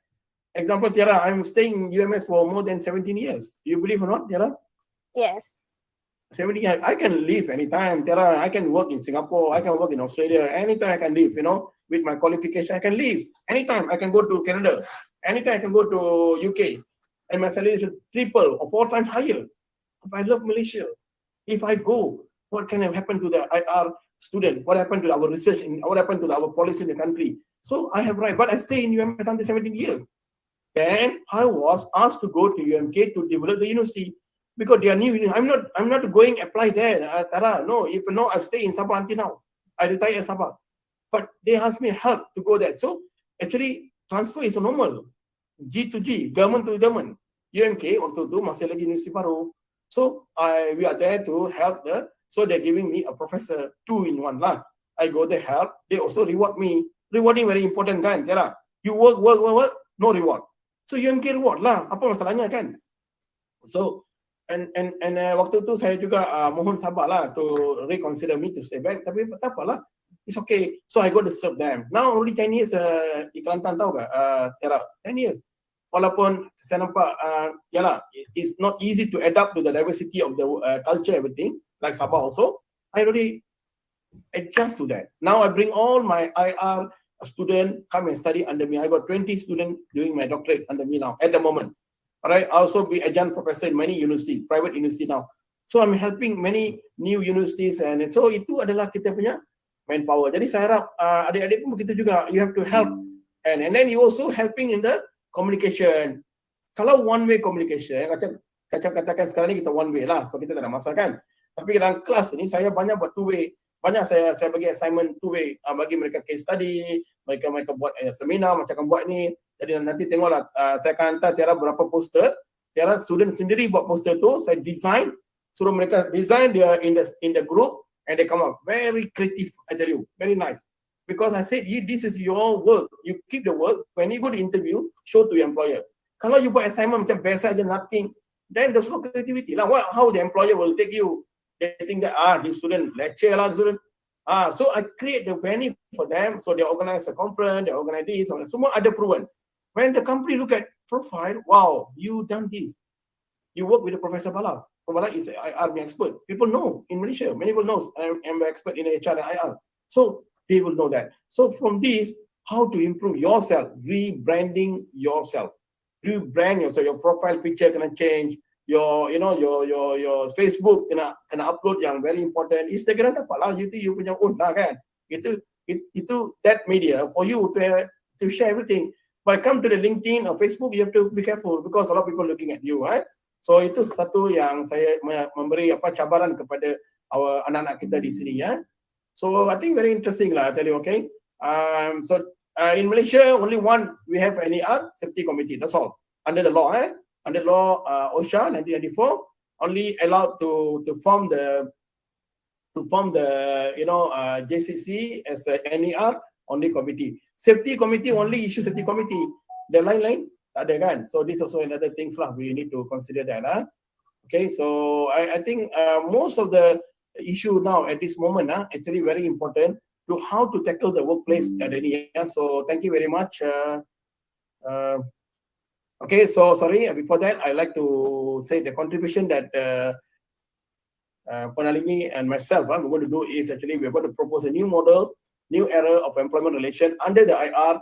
We are also challenging a lot of teori-teori yang dikemukakan oleh profesor di luar negara seperti Profesor J.K. Dunlop. In 1958, Prof. Dunlop ada tulis buku IR, Industrial Relations System, and from United States, he was also Minister of Labor, and he also professor from Harvard, and is challenged by Professor Alan Fox and Alan Flanders in 1960s. After Prof. Dunlop was written a book on IR in United States, he was challenged by Professor Alan Fox, Alan Flanders. They are from Oxford University in 1960s, and also challenged by Professor Richard Hyman, who was in the Warwick, now in the London School of Economics. All these are top school in the IR, and many scholars from Martha, from Luis Aparicio, from Russell, from the Australia, Prof. Bruce Kaufman from from America, from Andre Wilkinson and R.W. Ramsey from Strathclyde, from Scotland, and a lot of professors. My supervisor, late Professor Ray Marquet, just passed away 2 months ago. We lost the best professor in the world on IR, and many Professor Martha from Latin America, who is the president of the industrial relation in Latin. I worked with her closely for the last 20 years, and also Professor, I still respect Tadashi Anami, and some professor from Belgium, already passed away. And we have a lot of professors in Malaysia. I respect Professor Madya, our rector, Prof. Abdul Kadir Roslin. He also expert in IR dan juga HR. And we got Prof. Radwan, Kate Rose, Prof. Durisha, and many of them young scholars working on the IR I'm gathering. So I'm also plan to come and visit UiTM and UMS to set up MIRA chapter with the students. So Malaysian Industrial Relation and HR already registered under the ROS. Then it directly linked to the ILIRA based in Geneva, ILO secretary for the ILIRA, and ILIRA actually look after all the national body, including MIRHA, and MIRHA getting popular now in India and various places in the world. So we also going to organize a big conference in India next year. Teras, I invite you, collect some money from now onward, and then you can come to the next conference we're going to do in Kerala. So with that, I think I stop my presentation here. Is it okay? Okay, sir. Thank you so much, Professor Balakrishnan. Now, if anyone has any questions, I am sure our Professor Balakrishnan would be pleased to answer them. Yes, please. Jangan ditanya aja soalan. Any soalan. Not only IR, anything you want to ask, please ask me now. All right, now we have a question. It says, Okay. What is your opinion regarding experience is the main key for fresh graduates to get a job? Do you agree with that statement or not? Can you repeat again? What is it? What is your opinion regarding experience is the main key for fresh graduates to get a job? Okay. Very simple answer. Tiara, you organized the seminar today, kan? Yes or no? Yes. You think this is not your experience? Yes or no? Yes. So why you cannot sell this to your employer, incoming employer? Can sell or not this idea? Can, am I right? Yes. So experience is come from yourself. So if the employer asking you what you don't experience, you said, I already organized a conference, I already bring my student to Australia, I already bring all the top scholars, HR manager, you filing everything in your CV. You can present this during the interview. Now all online presentation. You can ask, sir, can you wait for a while, sir? I'm answering this question to you. I can show my contribution in and outside university. During the intern, okay, you do intern for 6 months, am I right? I don't know whether UiTM, but my student will do a 6-month intern. They will go a lot of activities in the intern, so they can start. And then experience ni start dalam campus, Tiara, bukan di luar Tiara. Campus. Apa kamu buat di campus? Kenapa kamu duduk ke rumah sekarang? Baliklah campus. Kalau you stay at home, you tak ada experience. Dalam campus, what you have done? You've done a lot of work now. Am I right? Yes. You've done a lot of work now. You organize like you already got this, you already got proven, and you can show this one in the YouTube, and you will know. Ini satu lagi adalah experience is come from yourself. If you keep quiet, just result oriented, even your first class student, you are not qualified to get a job. It's not first class. It's not academic qualification. Academic qualification, yes, important. You must score 3 point above. That's a basic. You must remember, 3 point above is a basic to enter the job, but plus with the skill. Itu sebab Tiara, saya nak bawa banyak benda student organize, all this akan recorded dalam hidup mereka. So when they recorded, everything will be seen by the employer. Employer want to see your credibility, your ability. Like me, today's holiday, I'm working. Yesterday also holiday for me working. I didn't take MC. Tiara, sorry Tiara. When you take MC, Tiara, sakit akan datang pada kamu. Tuhan akan bagi banyak sakit. Cuba you fikir logik, you fikir positif. I'm moving up and down. I'm driving like today. I'm going back to Kota Baru, 10 hours drive from JB there. I'm saying JB, I'm in Johor Baru now. Why I have this energy? Because I want to contribute to my university. I want to make my university super #1 in the world. I want to make UMK number one. That's my heart. But the same thing, UMK also giving a lot for me reward. So I'm so proud. UMK also bagi banyak reward. Sama juga UMS banyak reward me, sending me to overseas for the conference, for the training. So terima kasih lah kepada mereka. Why? You need record. So all this recording you have to make in your life on campus. That's why kata student di luar, adik-adik balik ke kampus adik, tolong gunakan kemudahan-kemudahan dalam kampus untuk buat program. Lepas saya tengok Tiara buat live conference dalam kampus. Cuba Tiara buat. Tiara kan suruh buat HR manager? Yes or no Tiara? Today? Yes or no? Yes. Jadi dia takkan nampak you. Tiara, wah you're good lah Tiara, please come and join my company. Nampak tak? Dia akan cakap macam saya lah. Saya ada company kan. Tiara, come, I offer you 4,000. You want or not? Oh, bro, 4,000? Yeah, 4,000 I give you. You can do it or not? Yes, bro, I can do it. I join your company. Within you join 6 months, you bring my income 10,000. Tiara, how? So you think I don't increase your salary? Surely increase your salary. So I make sure my employee happy. By the end of the year, Tiara, you are giving free ticket go to Australia. You want or not? Yes. Everything paid by my company. Paid, it's your ticket. Tiara, you go 3 days, 4 days holiday in Sydney. That's all. We have booked already everything. Wow, you feel what? Prof, I think I could come back and bring another 10,000. Okay, never mind. Now you go to KL, you enjoy holiday with your family members. Fast. So the more you work hard, the more. MC, 0. Prof, I don't take MC. Sorry, Prof. Or maybe one day you come back, Prof, I need a rest, Prof. Doctor said I need rest 2 days. Fine, go ahead. Fine, sign, habis. Prof, I want to work from home. Can I go? No problem. As long as make sure your KPI achieve. Like my KPI, my company, training company. I want to get 5 clients. All the PP company like Tenaga Nasional, Telekom. Ini nak buat ni. Tiara, bukan joke Tiara. Tiara, saya nak buat ni. Saya bukan joke kan Tiara. Saya nak buka own company, training company. Saya nak ambil all my student, undergraduate, master dalam campus. Saya nak buat company. Saya akan train them. I use all IR knowledge into the company. Make sure they're happy. They can create any art. Dia bincang. I don't go come back and you look at Starbucks. Okay, Starbucks boss ada situ tak? Tiara, when you go to Starbucks, who's working there? The employees. Employees. They don't care. They just work because they feel, wow, I'm working there. So I will do that. I will try the model like that. That's why I said to you, welcome to my fun university. So my university, I won't start. My university, no physical building. No. You be anywhere in the world. You can study in America, study everywhere. Fun, just fun. I will bring all my student to the resort. I book the resort dekat Kenarok sana ada kan?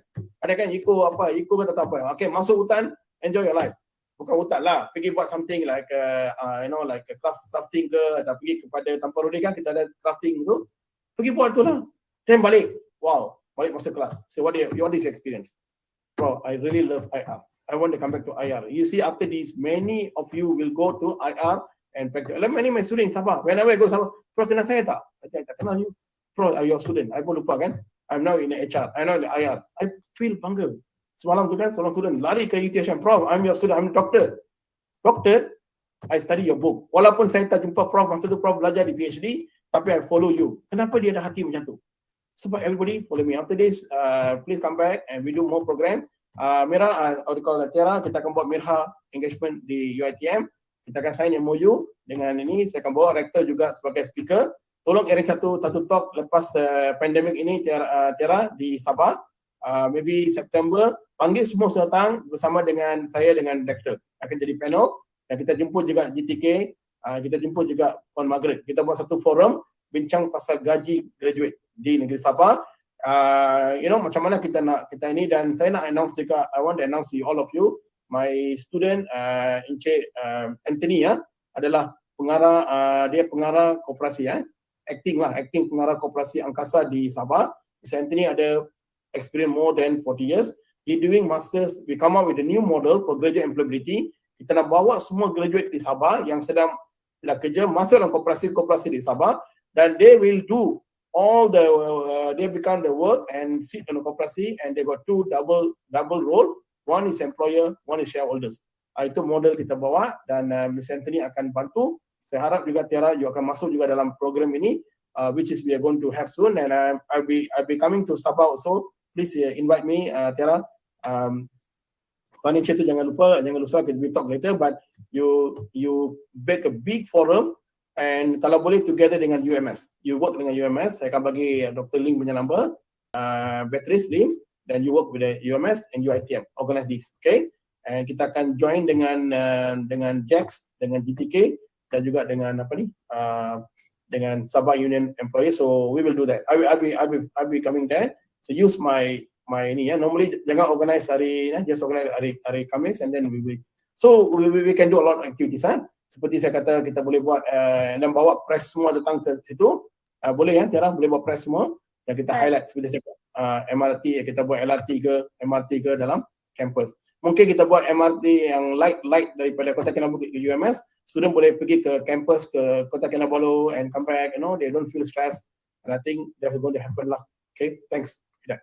I answer your question. Thank you very much, Professor. I think that's the end of question and answer from Professor Dr. Balakrishnan. Thank you very much for filling us with the useful and amazing inputs. And I would not be able to conduct this session without the committee members and UiTM, including our lecturers. And thank you so much, Professor, for your time. Now, I would like to invite all of us to take some pictures together. So everyone, come, turn your camera on and show me your biggest smile. Okay. Okay, is the camera person ready?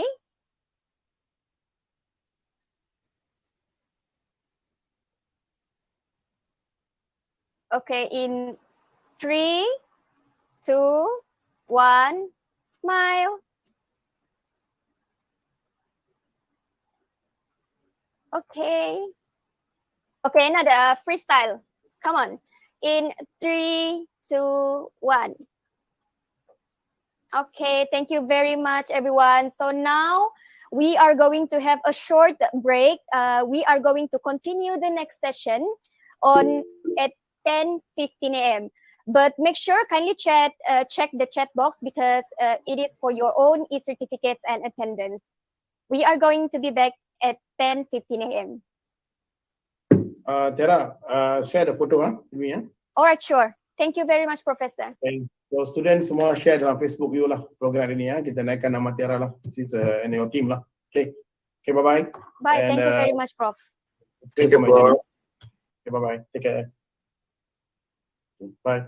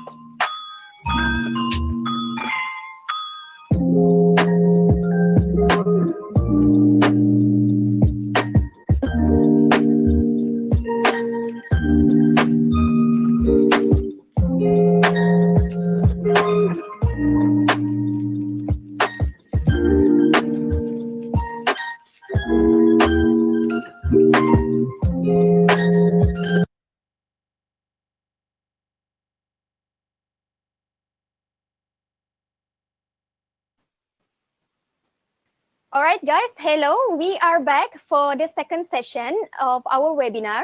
Now the stage is getting hotter than before. I would like to call out everyone to come back to our YouTube Live and Google Meet.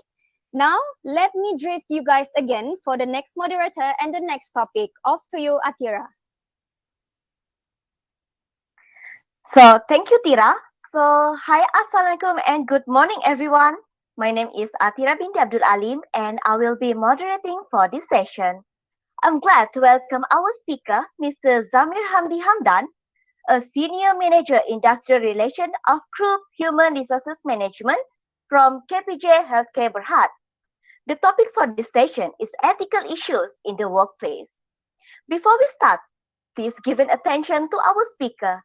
If you have any question, you can ask in the Q&A session later. Please mute your mic for give a space to our speaker. And now, here's our special guest, Mr. ZAMIR HAMDY HAMDAN. Please, the floor is yours.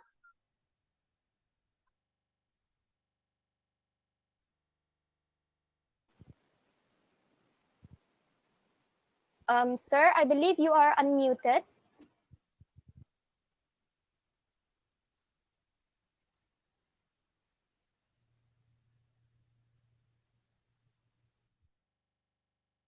Hello, can you all hear me? Yes, can already. Yes, sir. Right, just give me a moment. I think I'm having some problems because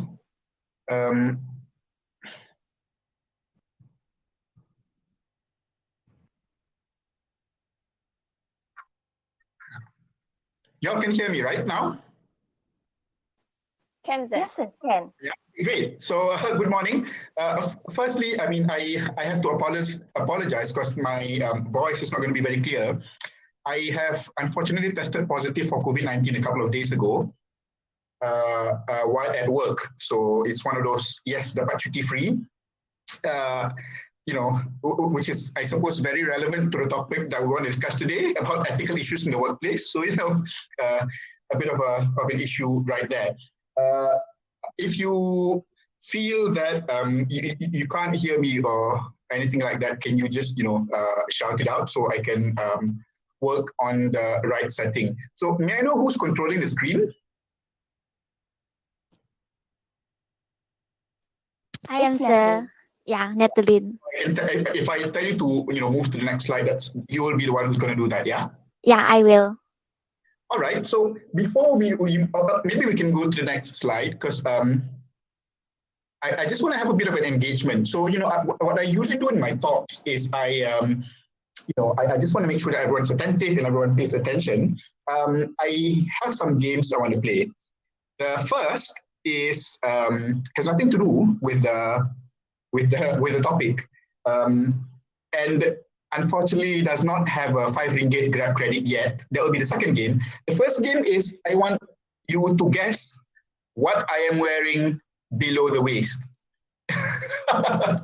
Since I'm at home and I'm at home alone, and you can see that I'm having a sweater on. So if you can pop it up the chat, the first person who wins, who got it right, okay, maybe I'll still get a 5 ringgit Grab credit. Does that work? So just type it on the chat and see what is your guess as to what I am wearing below the waist. So someone saying shorts, kain sarong. What is kain sarong? Sarong, tracksuits, shorts. Well, let's kain pelikat. Yes, you're right. Tira Shazwani. So I'm going to have to note it down here. Tira Shazwani, congratulations. We'll give you some 5 ringgit Grab credit. Alah, sarong is kain pelikat ke? How do I know? Okay. So can we have a vote on this? Does everyone agree that sarong is a kain pelikat? Agree? If it's the case, then sorry lah. The winner would have changed. It's now going to be Christo. Okay? Any objection? Raise it now or forever hold your peace. No objection. Okay, brilliant. So that's the first. So that's the first 5 ringgit. Congratulations, Christo. Christo, am I pronouncing your name right? I hope I'm not butchering your name. What I will do is I will transfer the Grab credit to just someone, and then you can just distribute it amongst the winner. I hope that's fine, yeah? Oh, to the real deal, and this is like, I suppose, 15 ringgit up for Grab. 3, yeah? 3 winners for this. I want you to Google, or I mean, not necessarily Google, whatever your preferred browser is, to find news article on ethical issues at the workplace in Malaysia, but only for the year 2021. I repeat, find a news article, either on any news article on the web, on ethical issues at the workplace from 2021. I don't want articles on people discussing ethical issues, but I want the issue itself. For example, bribery or fighting at the workplace or smoking. Pop it up in the chat. The first 3 person who does that and it's correct will get 5 ringgit Grab credits each. So cepat-cepat.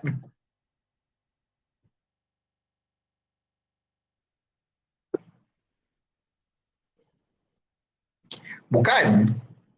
No, not to write down what the issue is. I need you to look for articles that has been reported in the news and then you post that link on the chat.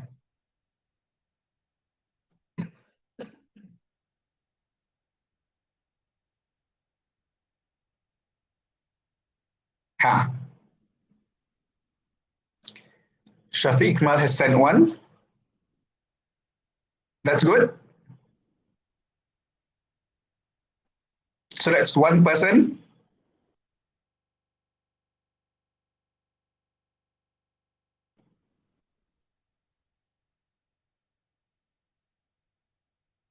Cepat, lagi 2. We've got 2 more winners.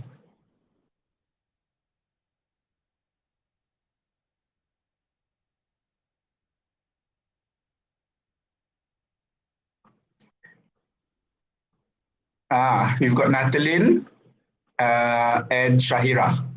Let me just open it up and see whether, yeah, that's fine. Yeah. Brilliant. So, okay, we've got 3 winners. We've got Shafiq, Natalie, and Shahira Shah. Yay, congratulations. I just want to write your names down.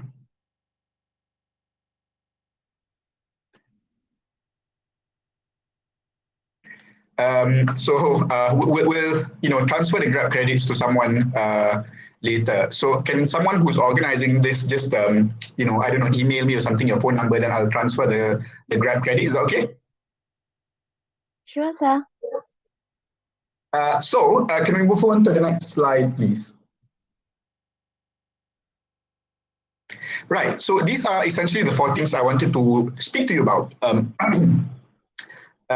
The first is, let's deconstruct what ethics mean, especially if we're talking about a global world, a globalized world. Let's like redefine what is the standard acceptable behavior at the workplace. The second thing that we want to talk about is how to create this ethical workforce, and what is the function of people who do IR, like myself. What do we do at work, and how do we enforce this? The third is we'll look at some common workplace conflicts, and then the skills that are required to navigate these workplace conflicts and issues. Okay. Is there anything else that you feel we should discuss? You can still pop it out on the chat, and then we'll have a look at those and discuss them after. All right. Next. So, yeah. So, I think the first thing when you discuss ethics, obviously, it's about defining what ethics is. And I know you've gone through this in your class, right?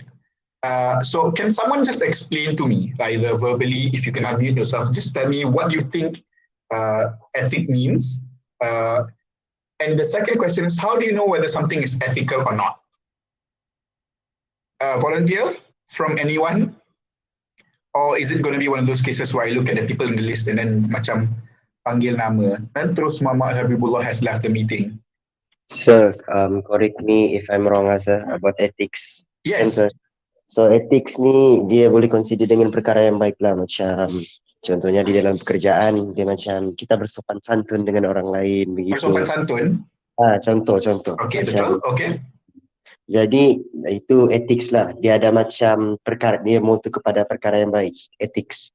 Jadi how do we know something is ethical or not? Dia macam kalau kita rasa benda tu macam tak kena, dia macam tak ethical lah. Sebagai contoh kan, kita tengah-tengah kerja tiba-tiba kena tolak lah begitu. Tak ethical lah perangai kau ni. Macam tu contoh dia tu. Dia punya yang bahasa pasar lah. Dia punya bahasa pasar. Betul, saya setuju. Orang lain, anyone else? I think that's a good answer. I think so. Jawapan tadi tu dia it's more of you reflecting on your own behavior and looking at whether or not what you're doing is ethical or not. So it's something which you reflect. Betul tak? Anyone else that want to answer this question?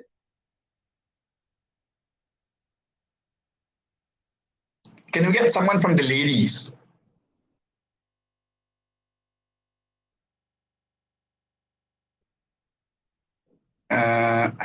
Perlu kau panggil nama? Rasa macam sekolah-sekolah sangat kan? No one. I'm looking at Shaza Izati because your name is at the bottom. Someone was saying. Yes, Shaza Izati. Yes. So for me, ethical is like something that you do in a right way, something like that.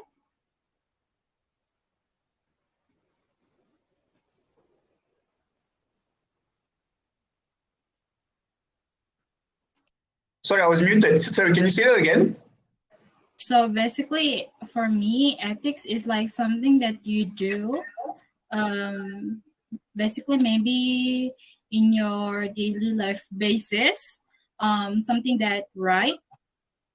Something that's like right. Morally right, yeah. I think that's morally right. Yeah, great. Thank you very much. And I think that's amazing. So can we move on to the next slide? Because this is the point that I want to have this discussion on, which is that when we say something is right or wrong, something feels right, or like what both persons said tadi, the question is this related or derived from religion? Is there a difference between ethics and morality and values? What is morality if it's not seen from a religious perspective? Can someone explain this to me? Would someone like to volunteer? Is ethics something related to religion or not? I'm sure, I'm sure we have non-Muslims here, right? Ada, right? Yeah, so we have a lot of people, different religion. I suppose some people are agnostic, some people who don't have a religion. We probably have Buddhist, Christians, and others. So we have a lot of religion amongst us, even if not amongst us here in this session, amongst us in Malaysia, right? We have so many religion, people of different beliefs, and we also have people who don't believe in any religion. So the question is, when you talk about ethics, is it something which is derived from religion, sumbernya daripada agama ataupun tidak? Can anyone explain this to me? Try. I can try explaining. Yes. This time Okay, tak ada grab credit ya, Christo? It's okay. It's Go just ahead. my opinion lah. So I think that ethics is just like from what we should do.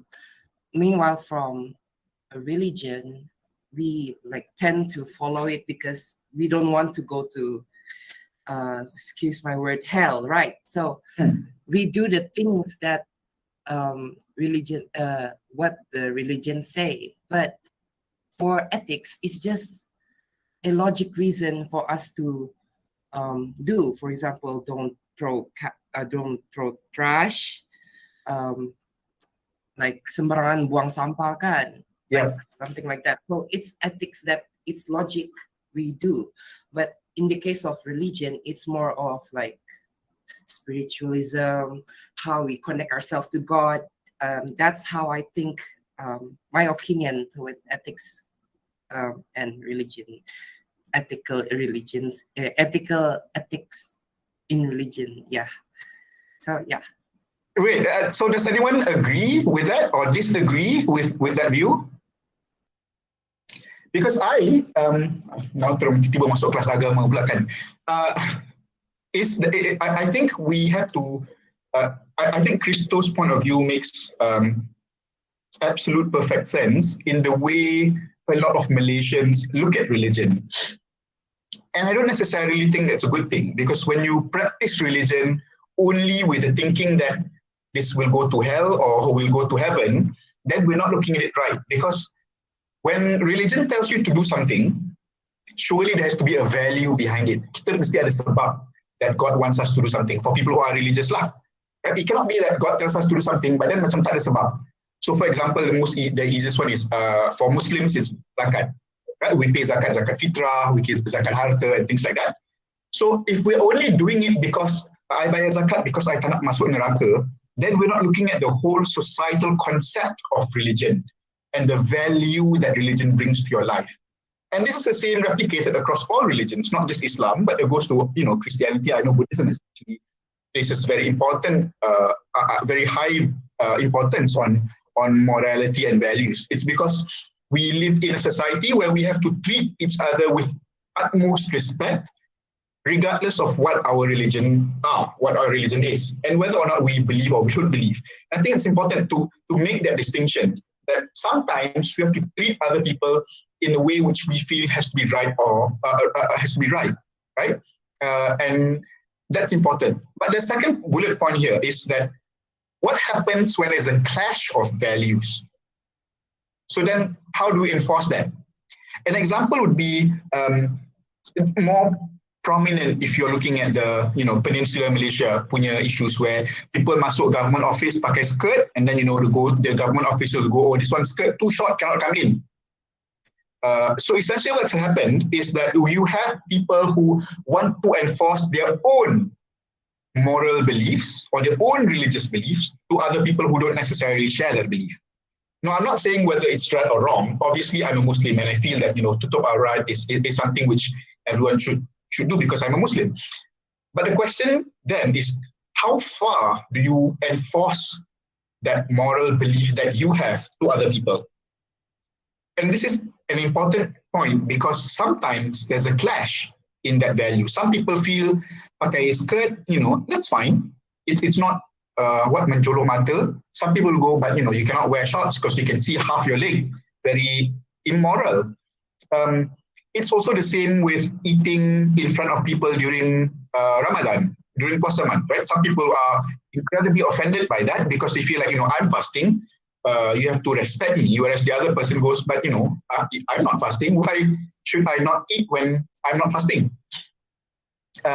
And so there's a tension there, and that tension between two moral concepts happens a lot in the workplace as well, right? So if earlier we're talking about dress code, We're talking about it's, and I think even amongst people who are religious, there's a gradient. Dia macam ada some people who are on the more extreme end.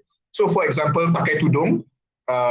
So since I work in a hospital, you know how nurses dekat hospital kan dia pakai tudung yang masuk dalam tu kan.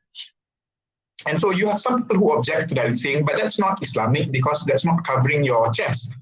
And so then people are, saying that that's not Islamic, and then there's a movement to asking people who have the option to wear a tudung that is bigger, that covers a larger area of their body than what is currently in practice. So even amongst people of religious belief, there's a different standard. So the question that I want to ask you now is, what happens in that clash? How do you decide who is right and who is wrong? Can anyone answer, or can I just pick from the list? There's an Isaac Arnold. Are you here? Or do you not want to speak? I'm here. Yes, brilliant. Do I call you Isaac? Yes, sir. Yeah. So what do you think? When there's a clash of two like ethical concepts or two ethical beliefs, how do you mediate the two? Contohnya pakai skirt dekat government office. Do you allow that or not? What do you think? There's no. Sir, can you repeat the question, sir?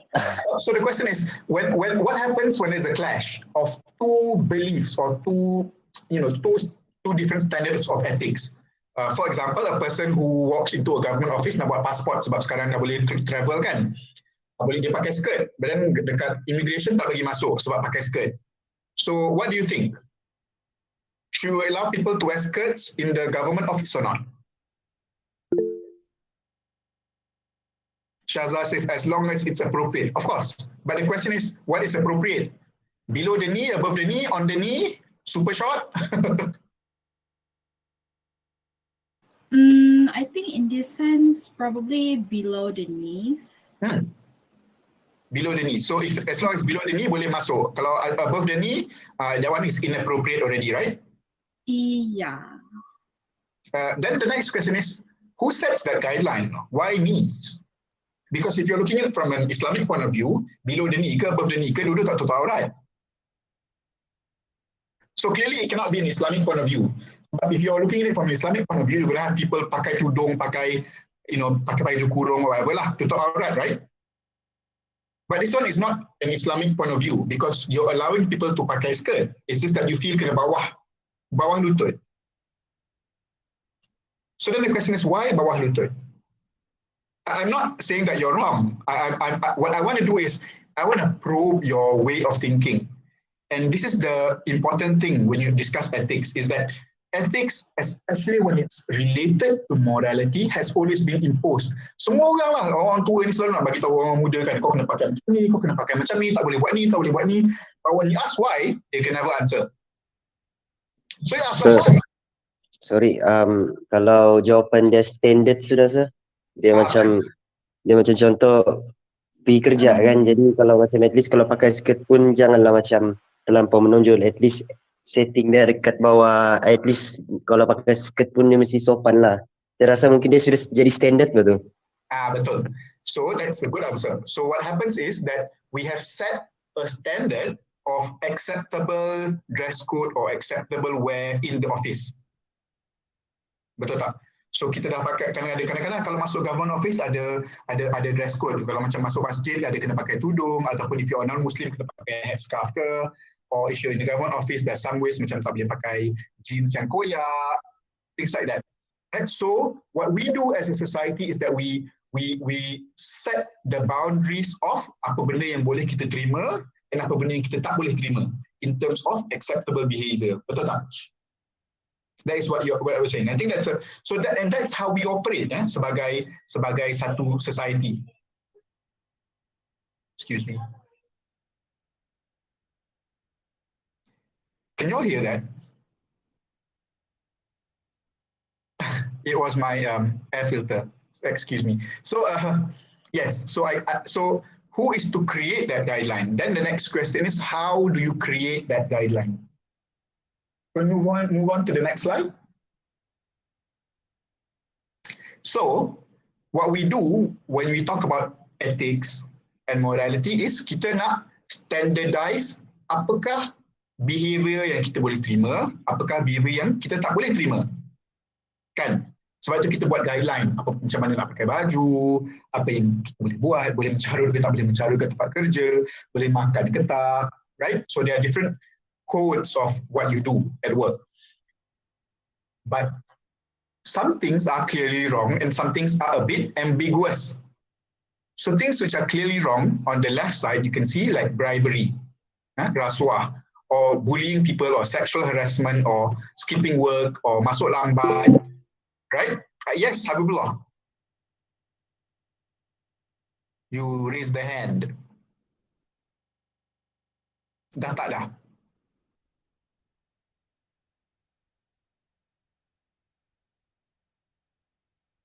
Okay, but okay, sorry. So the second part is the things which are, we don't know whether it's acceptable or not acceptable. So for example, swearing. I know some of you will think, kalau mencarut ni mana-mana pun tak boleh. Tak bermoral, right, mencarut. But you may not know this, but there are some workplace where swearing is actually very common. And you're looking at more like the entertainment industry, people who do more creative type of work, advertising, where the way they work, the office is more informal. Tak ada pakai baju, tak pakai coat, tak pakai kemeja, pakai t-shirt sahaja. So those are situations where it is a bit more ambiguous. Macam tak pastilah, mencarut ni, swearing, is it acceptable or not? Wearing skimpy clothes, pakaian baju yang kurang sopan, or having tattoos, whether or not that is acceptable in the workplace or you have to cover. So a lot of workplaces have a policy where kalau you ada tattoo, you have to cover it. So you have to pakai baju yang a bit gelap or something to cover that tattoo, because tattoos are considered to be unprofessional. But there's a more recent movement to allowing tattoos to be visible, especially tattoos which are related to your upbringing, or things which are macam hereditary, things like cultural in nature. Bukan tattoo yang macam suka-suka, you mabuk lepas tu buat tattoo, not that kind. It's the kind yang, that's passed down through generation, that when you come of age, you need a tattoo, that kind of thing. Right? So what we now have to do is we have to define what is acceptable behavior and what is not acceptable behavior. So this is related to the concept of that last line in this slide is tolerance and rights. So that when we talk about enforcing ethics, or when you talk about ethics and morality, you have to also discuss tolerance and rights of people, meaning freedom of people to do whatever they want with their body. At the same time, the freedom of individuals should not be offending to the society. Faham tak? Maknanya anyone can do whatever they want with themselves, as long as it doesn't offend other people who are within their vicinity. Which is why kalau you kat rumah, you nak pakai shorts ke, you tak nak pakai baju ke, that is up to you, because that's your own house if you live alone or in your own room lah, right? But once you're out of the house, it cannot be that you don't wear anything, because that is very immoral, right? And people give you macam gila je ni. Right, so it is very kau ni apa hal ni keluar baju, and then I don't know, you will see this on like TikTok or on Instagram, where sometimes you go like, ni ada orang gila tengah jalan dekat Kuala Lumpur, tak pakai baju, panjat-panjat kereta. Your immediate thought is these people are crazy. When I say crazy, it means there's a mental health issue there lah. Dia psychotic or something, right? Dia tak sedar dia punya perbuatan. But sometimes people do it not because they are crazy, not because they are not aware, but because they feel this is an expression of themselves. Dia nak menunjuk kepada dunia that there is nothing wrong with being naked. And so in our society, we feel that that is very, very wrong, right? And so we have to draw a line somewhere to say what is acceptable and what is not acceptable, okay? So why don't we move on to the next slide? When we talk about tadi earlier, the examples which we all spoke about, it's usually a very local concept. Sebab kita duduk Malaysia, you all, I don't know, you are probably not all from KK, right? You know, there's some from everywhere across Malaysia. The good thing about the world is that borders are almost irrelevant. Kita boleh ke mana-mana dengan sangat mudah. Betul tak? Dengan AirAsia ke dengan whatever flights. It's easy for us to go anywhere across the world. Even if we tak pergi mana-mana pun, we can have discussions across the world like what we are doing now. I am actually in Cyberjaya. You all are wherever you are in the world. You can be in Australia, you can be in New Zealand, you can be in the UK. You can have this conference and you can have this discussion in real time. And this is how the world works now. We have a lot of companies, multinational organizations, where employees work in various parts of the world. Maka, contoh kita tadi, yang kita cakap tentang skirt semua tu kan, skirt tu applicable in a Malaysian setting sebab kita very conservative. We are a very religious society, we are a very conservative society, kita ada adat ketimuran, kan, very sopan santun, kita cakap pun dengan baik-baik. But this may not be the culture of other people and other societies. Betul tak? So persoalannya, what happens then? When you talk about having an office dekat Germany, for example, they are a lot more direct. Kita ni bila kita nak tegur orang, kita macam kita berlapik-lapik sikit. Kadang-kadang nak berpantun, bersyair pula kan. Padahal nak kata, kau ni kenapa mulut kau busuk? Tapi kita tak boleh nak tegur terus kan, rasa macam malu pula nak tegur orang macam tu kan. Ataupun orang tu buang sampah ke, kita rasa macam kita tak tegur dia masa tu, tapi macam masa kita hantar email kepada ramai-ramai kata, oh mari kita jaga kebersihan, nak macam tak direct lah sebab kan. But some people, to them that's not the way you should do it. If you nak tegur, you tegur lah depan muka dia. And that's their culture, that's the way they behave, because to them that gets the job done faster. Lebih mudah. Kalau orang tu buang sampah, marah terus kau apa, kau buang sampah. Kan aku sumbat sampah tu dalam mulut kau, baru kau tahu. Dalam macam tu, but you know. So there's a different way of people and different cultures, and they do things differently. The other way, the other thing which we may feel very surprised by is drinking in the office. Minum alcohol. So in a Malaysian setting, you know, minum alcohol is a very big no, especially in Peninsula Malaysia. And it's very, ya Allah, mana boleh ni telah berdosa, lepas tu, you know, kau mabuk, masa macam mana kau nak buat kerja. But some people, it becomes part of their socialization. So they go out lunch and they have like, you know, a glass of wine, things like that, because it's part of their socializing, it's part of them building connection. It's part of them, you know, lowering their macam guard so that they can get to know other people better. And so to them macam, apa masalahnya belum mabuk pun kalau kau minum satu gelas, contohnya lah, I wouldn't know, I don't drink. So different people have different beliefs.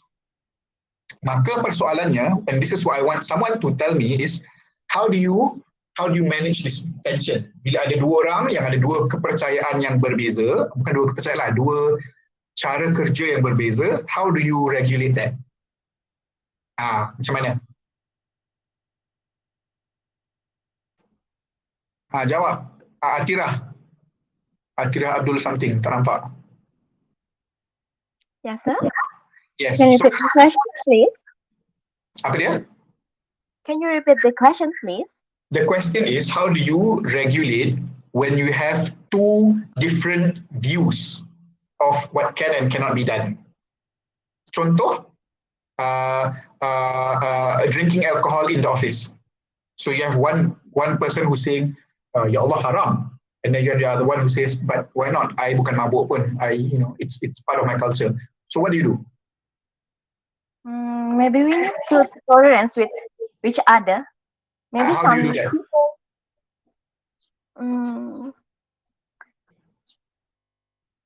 I'm not sure.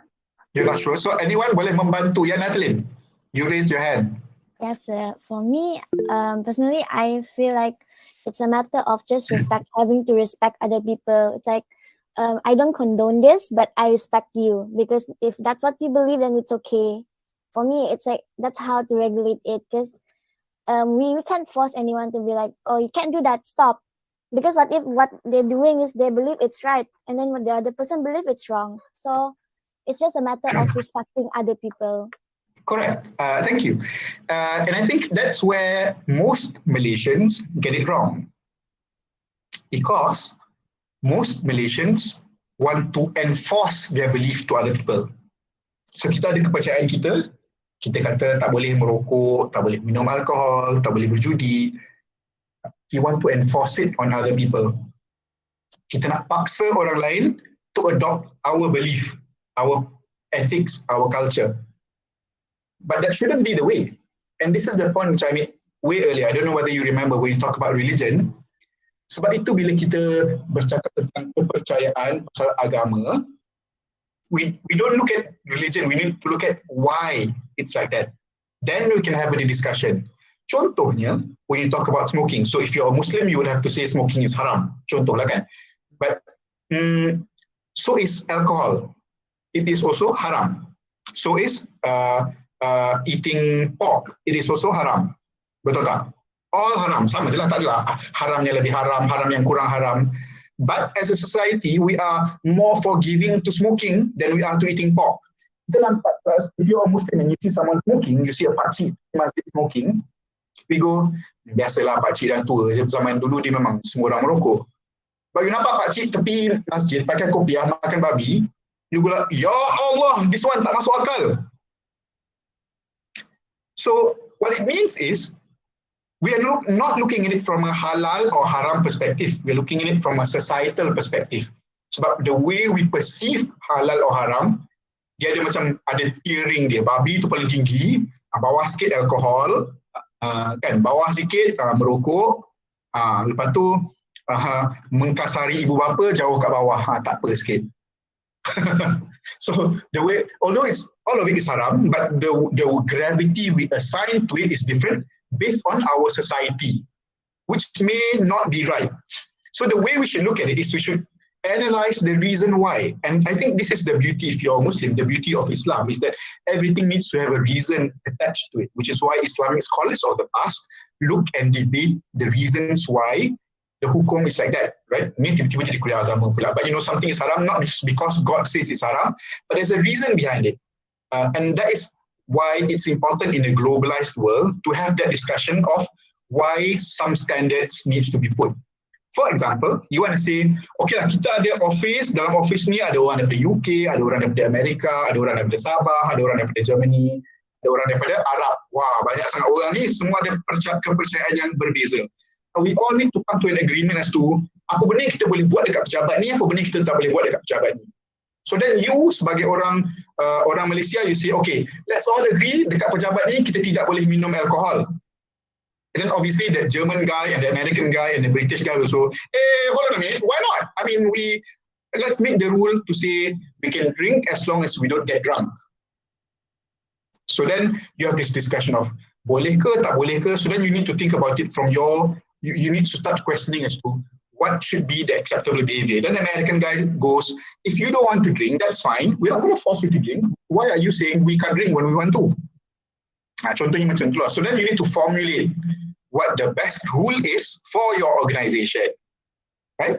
And so that takes dialogue, and that you need to take away the emotional part of understanding your religion. Okay, next slide. Yeah. So, on that same question is, how do you implement ethics in the workplace? When you have issues which are very ambiguous, the first is codification. Codification tu maknanya apa? Maknanya you have it written down in a rule which is applicable to everyone.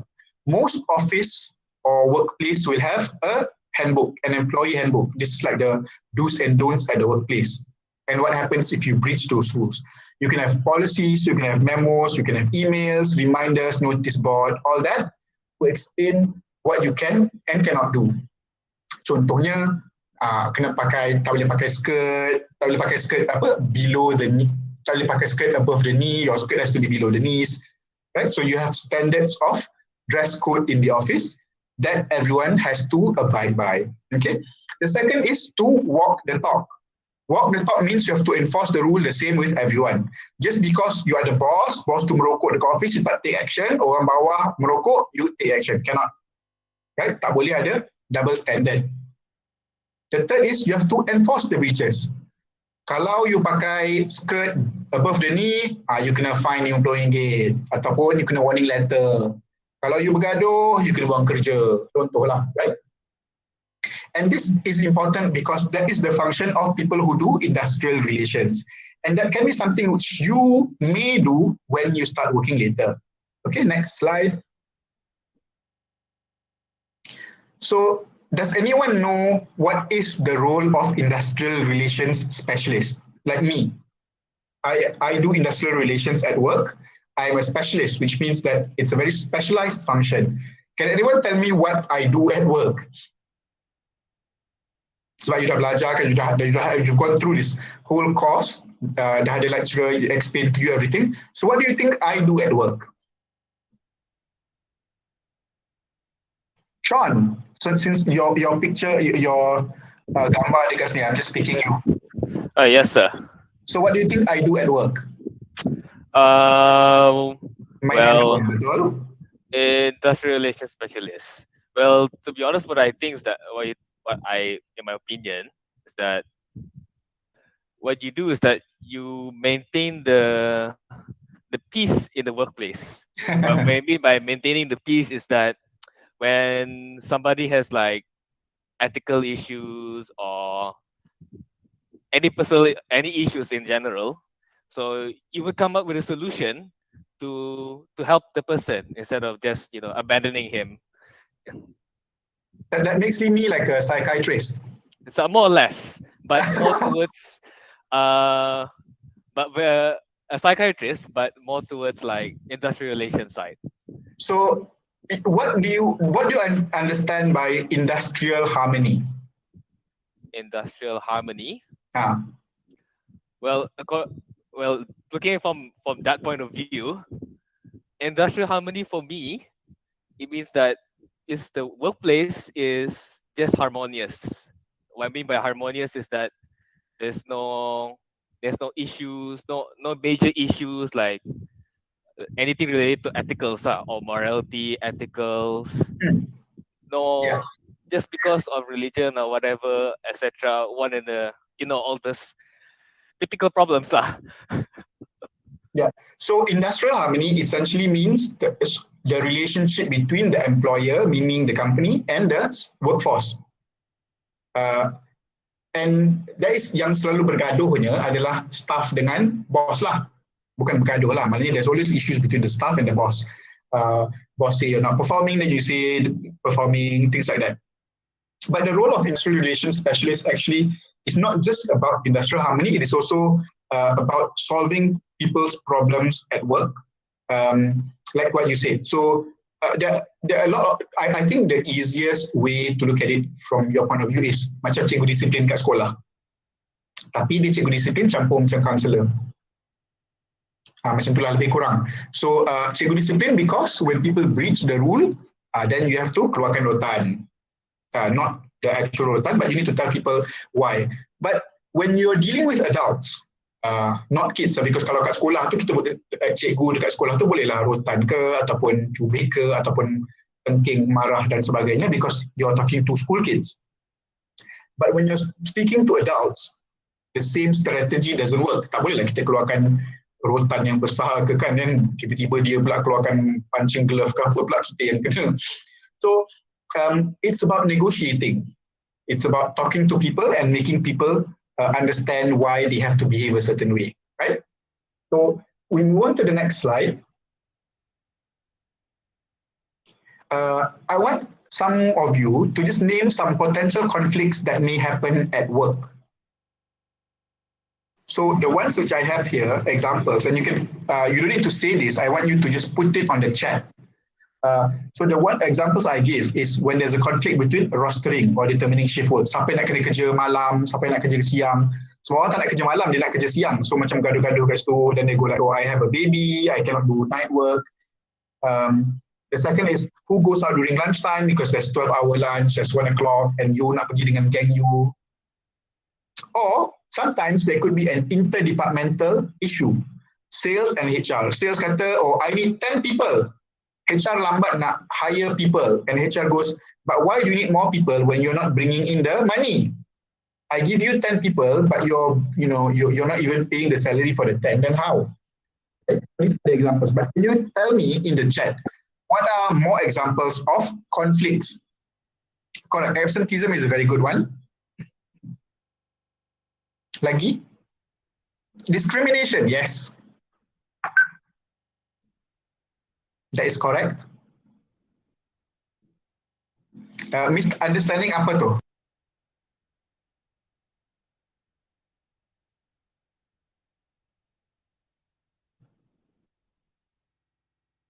Abuse of power, yes.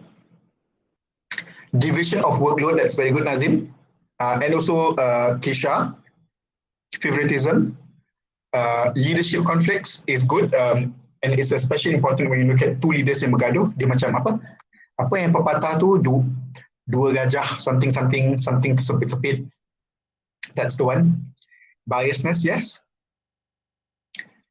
Sexual harassment, not just sexual harassment, any form of harassment is unacceptable. Theft, yes. So these are not actually conflicts lah. These are what you're listing down is not conflict. What you're listing down are more like ethical issues that happen in the workplace, which the people who work in HR will have to resolve. Just give me a moment. So what I want to ask you now is how or what is the skill that you need to solve the problems that you have listed. So daripada atas tadi kan kita nampak ada masalah dengan discrimination lah, absenteeism lah, favoritism, leadership issues, harassment. What are the skills you need? Communication skills. That's very broad. Yes, communication skills. But can you drill down what communication skills?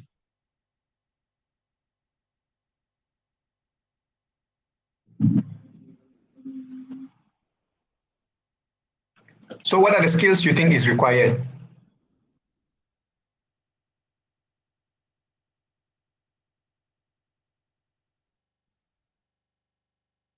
Empathy, that's very good. Yes, meaning you need to understand why people behave, right?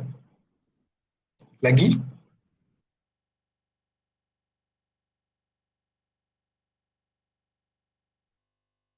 Tolerance, patience, very good. So these are values sebenarnya, and it's very easy to list down, kan, respect, patience, tolerance, but it's actually very difficult to embrace. Sebab bila orang datang kat kita, orang tu marah, dia kata, aku tak puas hati dengan bos aku, kenapa aku asyik kena shift malam je. Dia pula marah kita, which we didn't do the roster, we didn't do the shift work, kita yang kena marah. So sometimes listing all this is easy, but embracing it is very, very difficult. Okay, can we go to the next slide?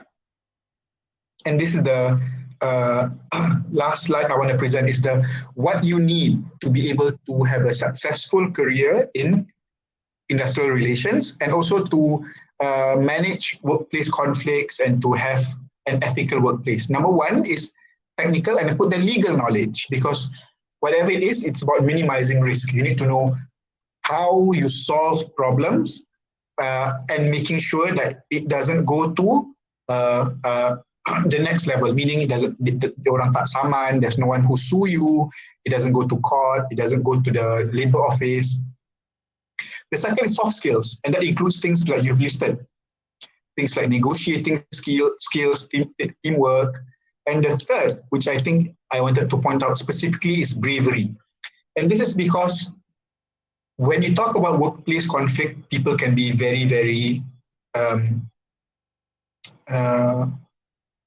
very harsh and also very intimidating. Bila orang marah, and so you need to be able to manage people in a way that can resolve the problem and not escalate the problem to be even worse. Okay, so that is the end of my presentation today. I hope that there are some takeaways. These are just macam things which I've put on the slide, which we won't use.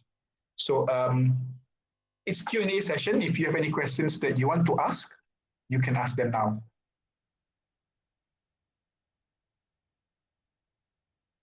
Hello, sir. I have a question. Just now you mentioned that tattoos were ambiguous, right? We always hear, right, that tattoos that people who make tattoos on their hands have a hard time to get a job. Is that true? And why? I think it's partly true. I don't think it's 100% true. I think it depends on the industry that you're applying.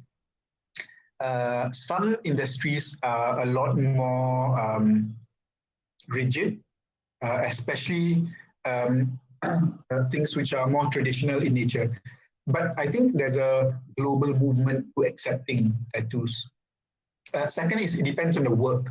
So if you're applying for jobs which are customer fronting, macam customer service, or macam kalau kerja restaurant jadi waiter, that one may be a bit more difficult now. But even then, I think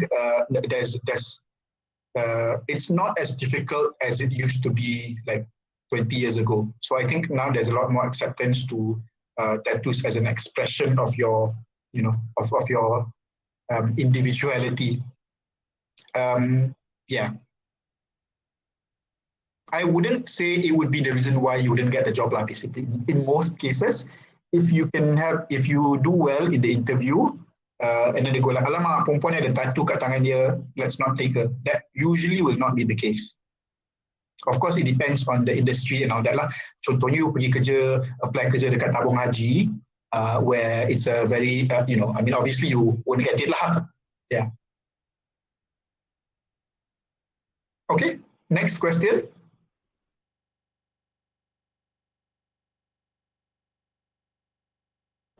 Sir, I got the question. Yeah. I was wondering about the dress code. Yes, earlier you asked. When you, as handling a big event, and you already informed the attendees, the person who will attend the event, and they do not follow the dress code that you already informed them. And how will you address these people? I mean, do they get enter the event? It depends. One, it depends on the reason for the dress code and where it is. And it also depends on how much of a breach of that dress code. Usually, you can be very strict and say, if you did not follow the dress code, I've already given the dress code, then you're not going to get in lah. To me, it's as simple as that. Katalah dress code dia, you apa lah, macam ibu kita, sometimes you do events at like dekat perkarangan masjid, and then we say you have to dress appropriately. Then orang datang pakai seksi, obviously tak boleh masuk kan, so tak boleh lah. So I think there are times where you have to be strict and enforce the rules and the guidelines which you've set, then you just have to do it.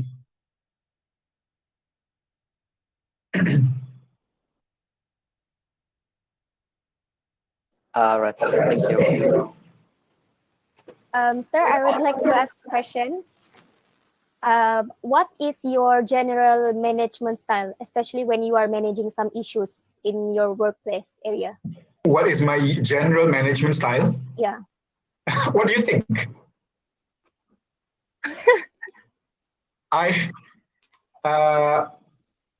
That's a very difficult question because I don't know how to answer it.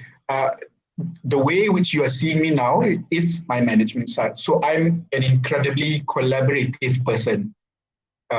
So I'm the type of leader who I work with my team as opposed to direct my team to do things. And this is, I think, the way the future leaders tend to do it. And I know there's a difference between how the older generation leaders manage their teams and how the younger leaders do it. And I think there's a change. There's a shift in how people understand the concept of leadership. And I think it also has things to do with how culture and the working culture has changed. So like 30 years ago, it's very, what everything the boss say is right. You cannot question the boss. It's a very structured way of thinking. Whereas I think the world we live in now is a lot more open and collaborative and very based on discussion. So the way management style across the globe actually has also changed over the years.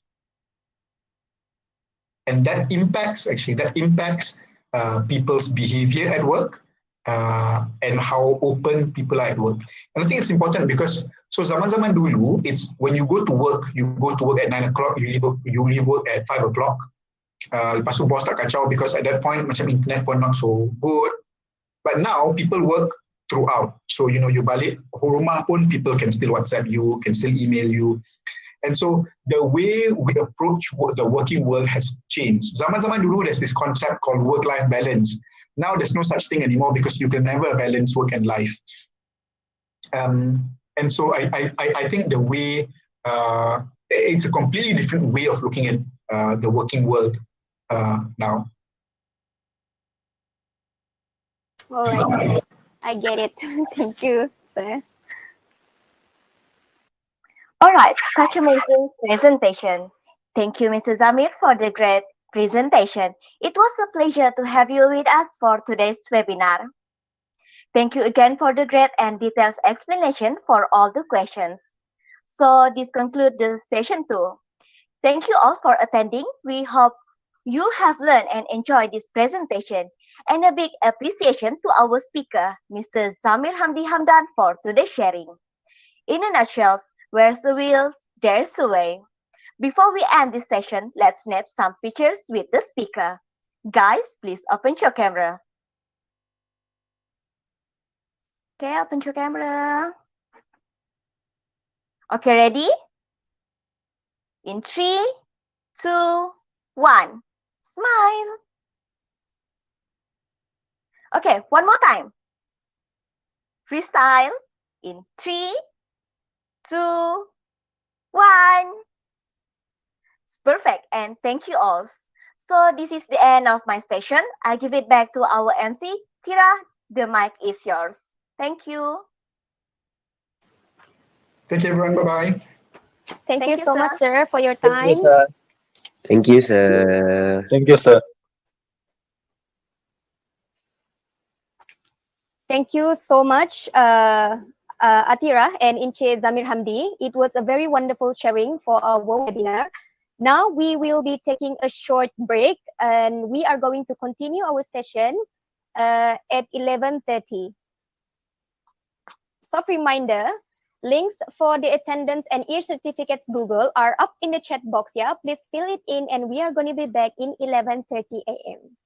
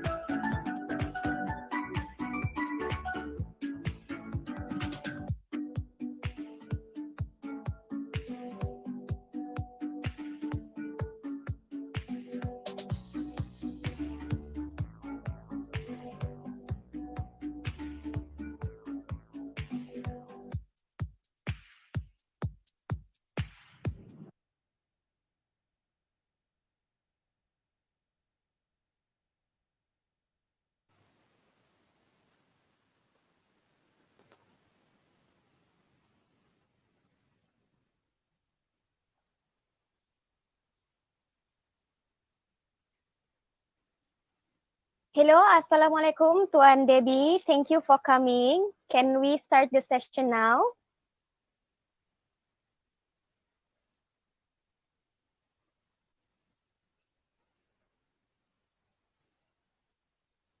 I'm sorry, sir, you are unmuted.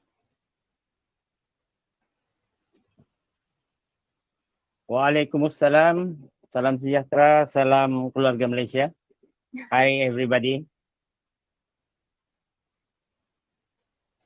Hello Tuan. Hello, sir. So you have got my slide, isn't it?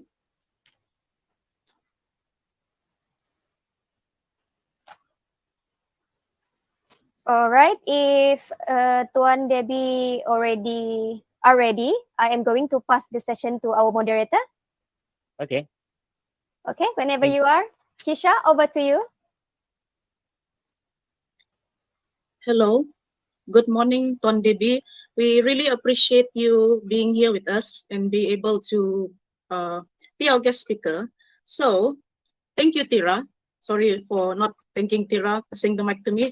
Good morning, ladies and gentlemen. It is my pleasure to be a moderator for this webinar. I'm Kisha Bianca Santos from Administrative Science and Policy Studies, UiTM Kota Kinabalu. On behalf of the webinar committee, we would like to extend a very warm welcome to all of you. Please make sure everyone has turned off their mics. And now, to begin this program, we are pleased to have our guest speaker, Tuan DEBY RUSTMAN bin MATIMPAN, Senior Assistant Director of Jabatan Hal Ehwal Kesatuan Sekerja. He will deliver the topic as it stated the trade union, how they help the workers. Everyone, give a very round of applause to Tuan DEBY. Tuan, the mic's all yours.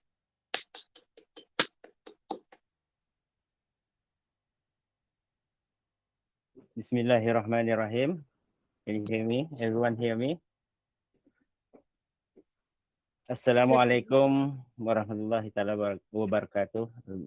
And good morning. Salam keluarga Malaysia. Once again, very good session with you today. So I'm very thankful to all the Urustia and especially to Mr. Shazwan, isn't it? Who invited me personally for our session today. And let me introduce myself first. As you know, my name is DEBY RUSTMAN bin MATIMPAN. Currently working with the Jabatan Hal Ehwal Kesatuan Sekerja, Sabah, or Trade Union Affairs Department. And I've been working for 14 years, almost 15 years in the same department. But previously, back in 2007, 2008, I'm working at our HQ in Putrajaya. And back in 2012, I was transferred to Sabah and until now. And my academic background, I was an UiTM graduate in 2004, taking LLB honors. And then my working experience, I've been working as guru, as a teacher, practitioner, but only for a few years back in 2006. I've been working with Jabatan Perangkaan, and then now, until now, I'm working with Jabatan Hal Ehwal Kesatuan Sekerja Sabah. And on behalf of my department, we are glad and we extend our thanks to all the students, all Urustia from IPTA and IPTS, especially to UiTM, for this kind of invitation for us, so that we can promote our department. And also, for your information, starting in 2019, we have started to promote our awareness campaign to IPTA and IPTS students, because for your information, in Sabah, the awareness of forming or existence of trade union in Sabah is quite low compared to other states. So this is good actually for all of you as a students who will become workmen or employees in the future.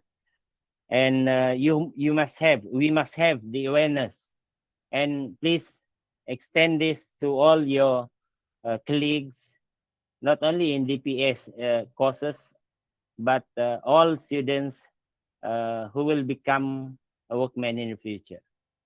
So for this year, we have 3 programs for IPTA and IPTS students, where we to raise a awareness campaign.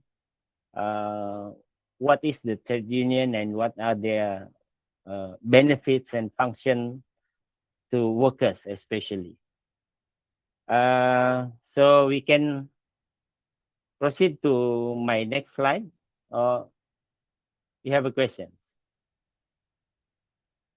We just proceed. Can we proceed?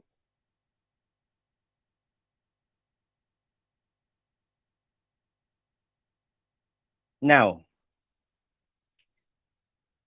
before we go to the functions of trade union, how they can help the workers, it's better to understand what is trade union. Trade union is any association or combination or a group of workers, being a workman whose place of work is in West Malaysia, Sabah or Sarawak. There's different territorial jurisdiction in forming a union or trade union in Malaysia, which is called registered in West Malaysia, registered in Sabah, and registered in Sarawak. So the membership scope must not be extended to those jurisdiction or territorial jurisdiction in West Malaysia, Sabah or Sarawak. And also, trade union can be formed or can be exist from the combination of employers. Okay, employer also can form a trade union, not only for workmen or employees. And the same case for their territorial jurisdiction, which is they must be registered in West Malaysia, Sabah or Sarawak. So membership the membership of the trade union in Sabah cannot be extended to Sarawak or in West Malaysia and otherwise. Okay, next. Who can be a member or join a trade union? Any Malaysian citizen can form or can join or can be a member of a trade union. And also, this scope of membership can be extended to immigrant workers. Meaning to say, immigrant workers in Malaysia can form a union and they can join any union within the scope they can represented to. And the only limitation that we have in Trade Union Act 1959, immigrant workers can only join a trade union, but they cannot be an officer of a union without the permission, special permission of our minister, the Minister of Human Resource. Okay, and the workman must be at the age of 16 years and above, and they must be an employer or employee or workman. And also they have 4 categories who can join or be a member of a trade union, which is called the professional, the executive, confidential, and there's another one, the security capacity. So these 4 categories can can be a member or can join a trade union, but they cannot mix up with each other. Meaning to say, if they are registered as trade union for professional, so all members within that trade union must only be consist of professional category. And same goes to executive, confidential, and security category of workers or employees. Okay, next. The role of trade union. Before that, the types of trade union in Malaysia, they can be consist of 2 different types of trade union, which is called, the first one is the national union. National union means a trade union registered to represent workers in different industry, trade, occupation, and skills. So the membership will be consist of different company, different organization, or different type of occupation. Okay, that's 2 category. Mainly, we categorize as a big category of trade union in Malaysia, but in other way, there's 2 different category of trade union. The first one is type of trade union, national and in-house. And the other category of trade union, they will represent 4 categories where I stated just now: the professional, executive, confidential, and security. And the other one, they must be registered to represent one union in one company. They cannot be exist 2 different trade union in one company or one organization. They must establish one in-house or one national union in the same business or similar business. Okay.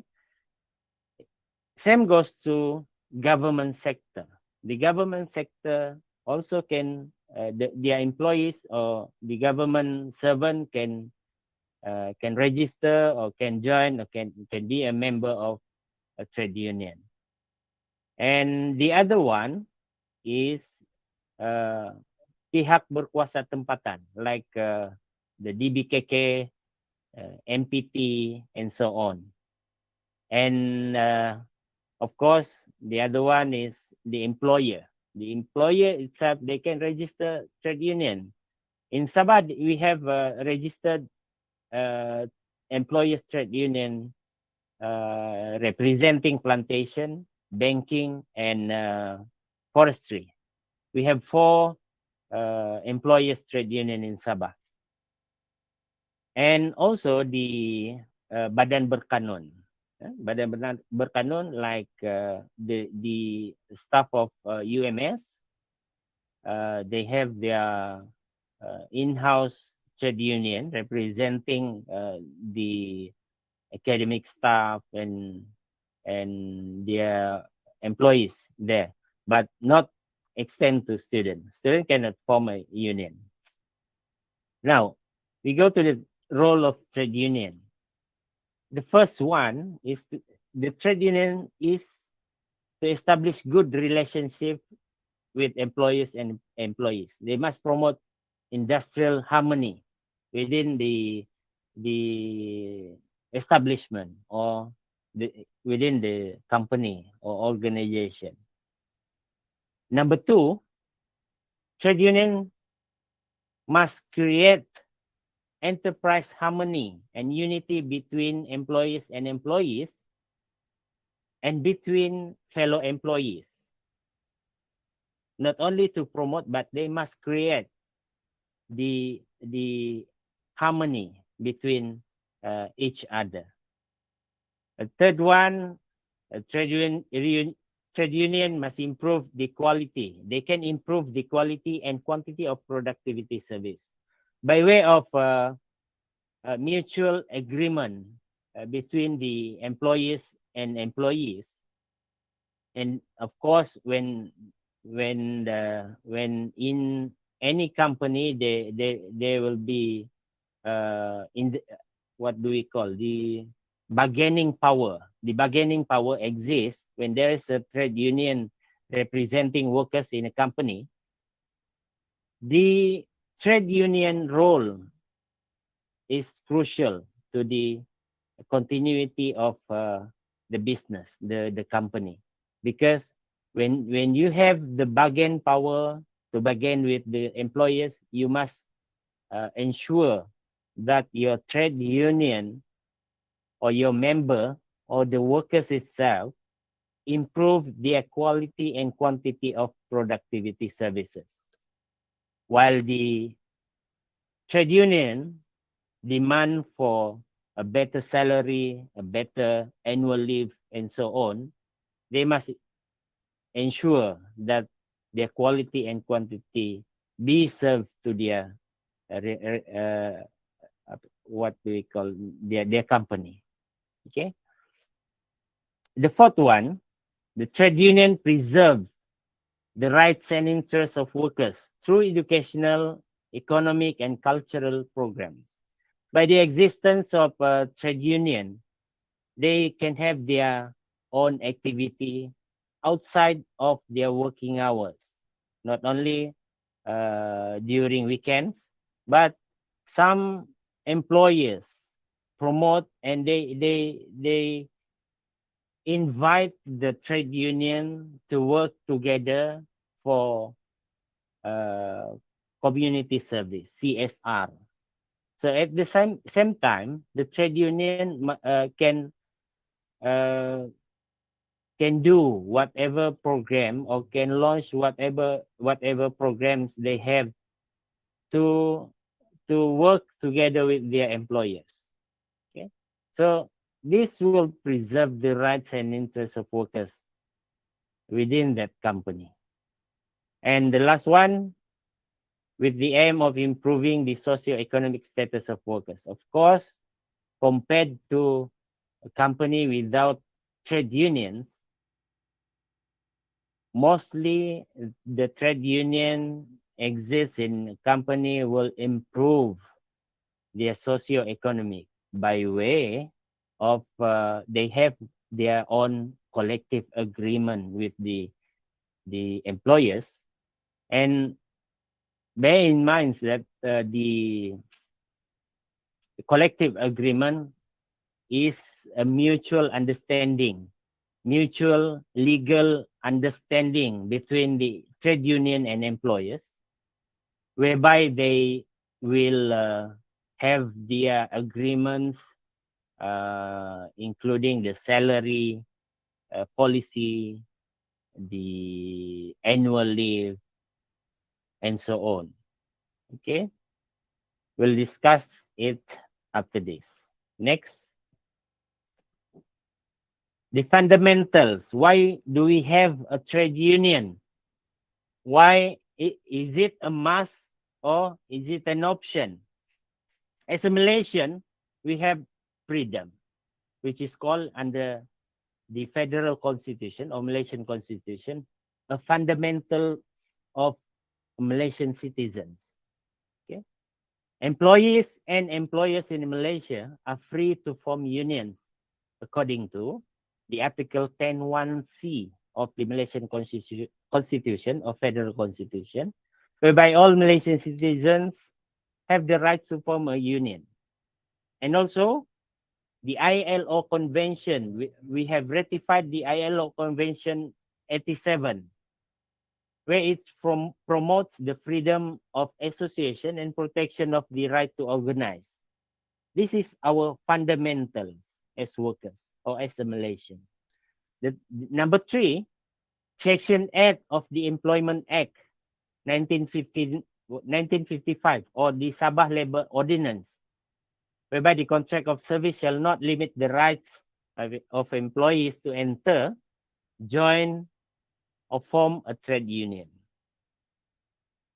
Also in Section 4 of the Industrial Relations Act 1967, the right of employees and employees to establish and assist in establishing and entering and participating in lawful activities. That is the trade union activities.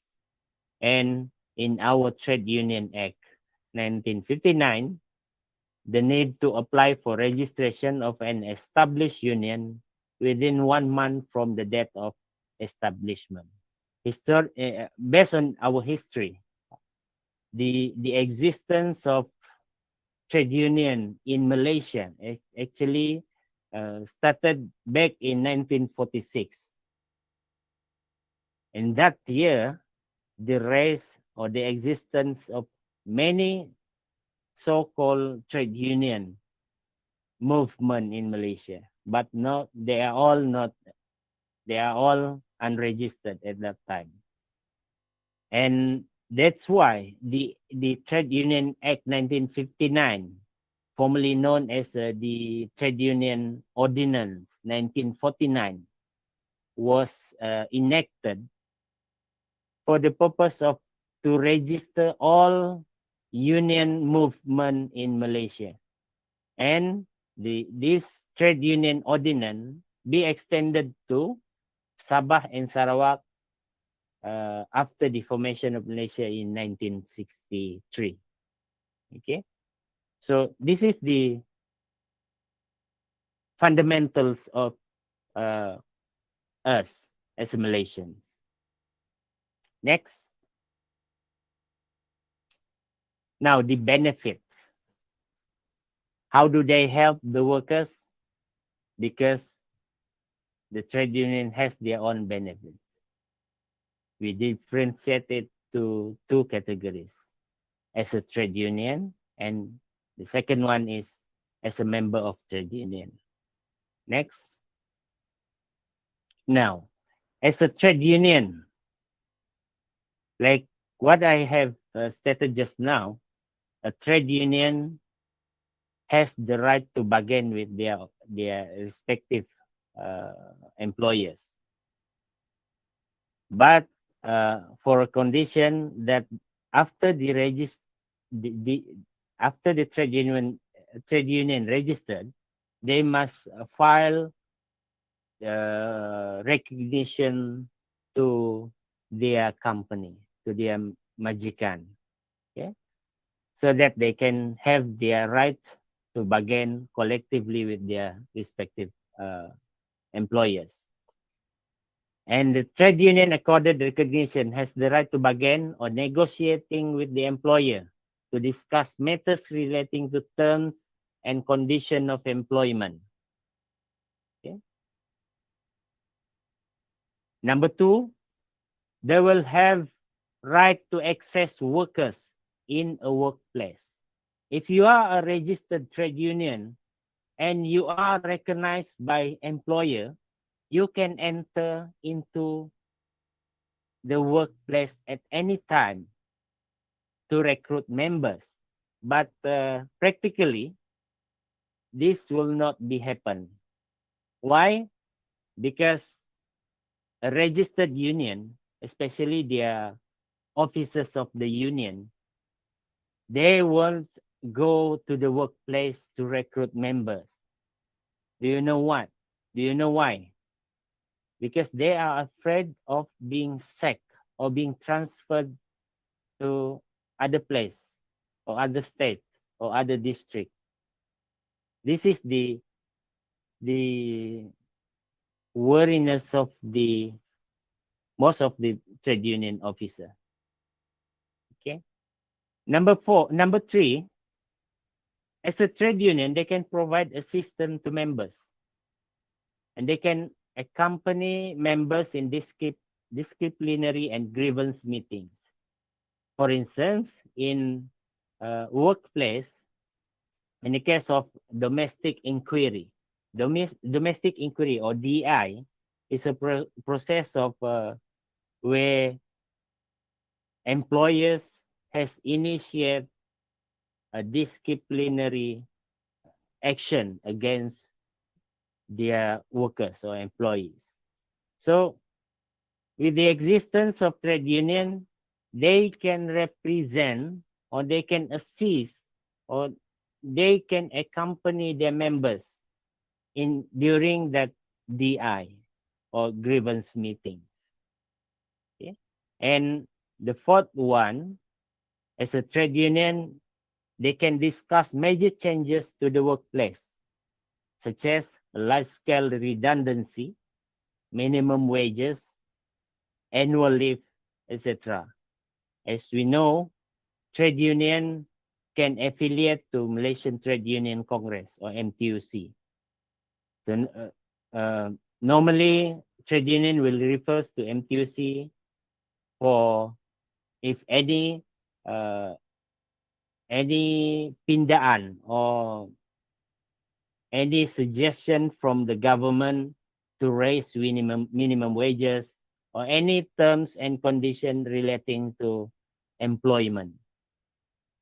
And this is the function, the major function of trade union. As a trade union, you can deal, you can bargain, or you can negotiate the term and condition, or even the policies of the government, includes the minimum wages and so on.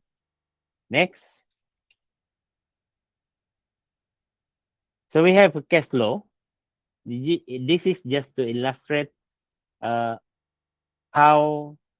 importance of a trade union in such establishment or company.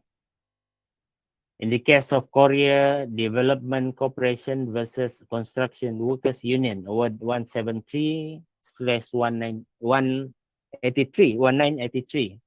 This is industrial court cases, where the chairman has stated that once recognition has been accorded either by the company or by the decision of the minister, the recognition stands for long as the union exists, even though only one employee of the company is left as a member of a union. Now, a trade union recognized by company or by the employers or even by the Minister of Human Resource,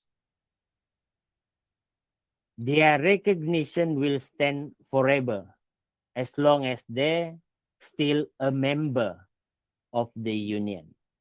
No matter if in case of this cease of business for that employer, the trade union and the recognition will stand for long as the union exists until we, di Jabatan Halal Kesehatan Kerja,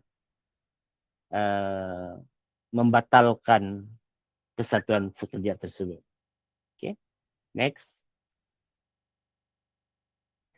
Now, as a member of a trade union, this is just a few examples of the benefit of trade union as a member of a trade union.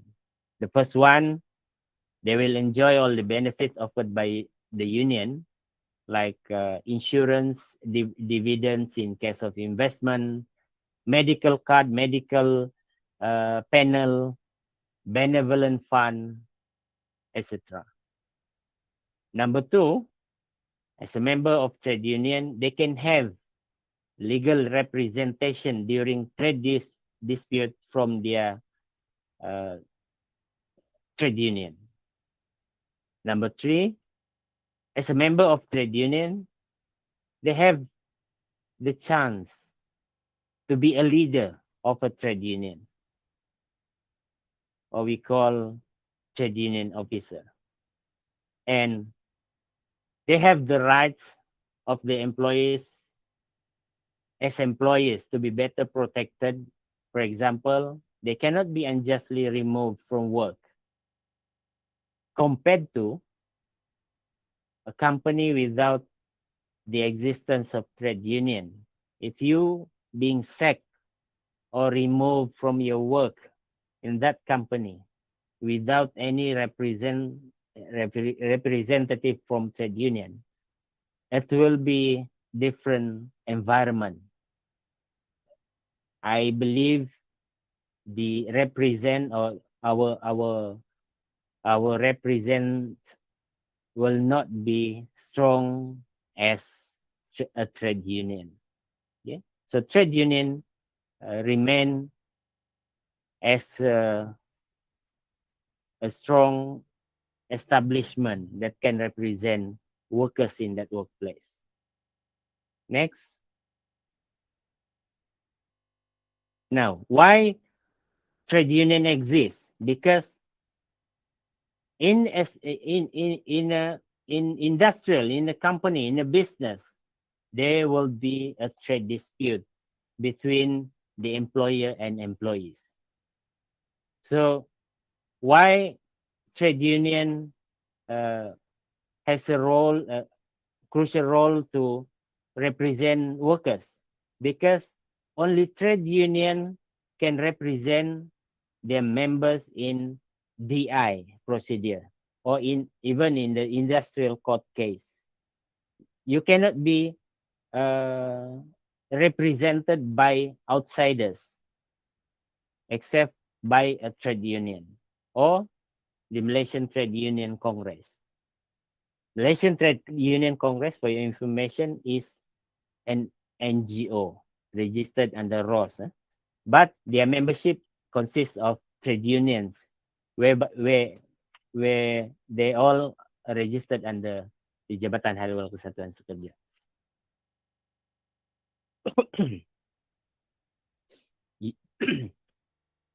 Just now I have shared with you the rights of trade union. As a trade union, they will have their bargaining power when they been recognized by their employers. So collective bargaining is a process whereby both parties, the employers and employees, will negotiate the term and condition of employment. And at the end of that, they will have their collective agreement, which is they will be endorsed in industrial court or in the high court.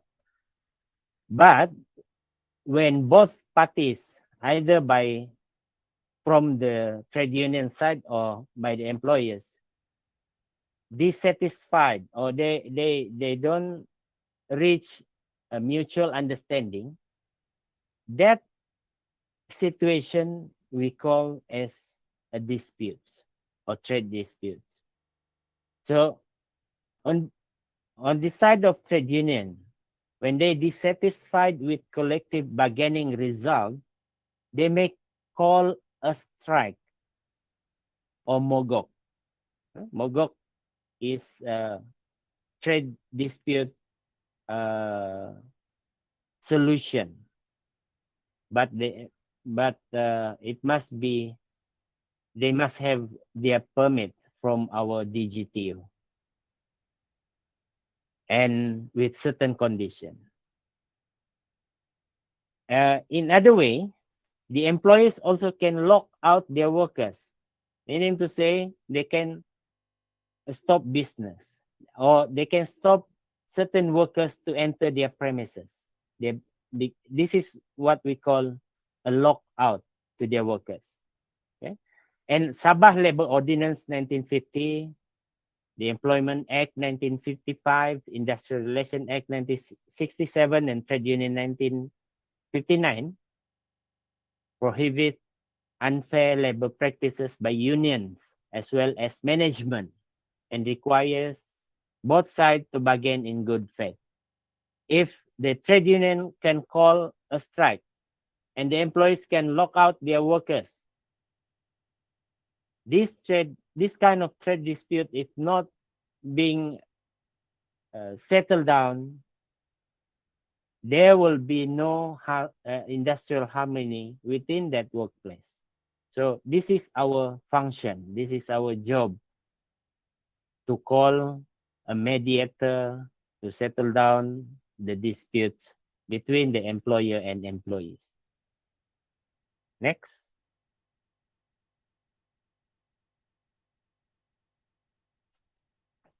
I think this is the last of my slides. Huh?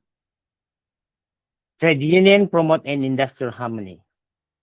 Employers and employees need each other.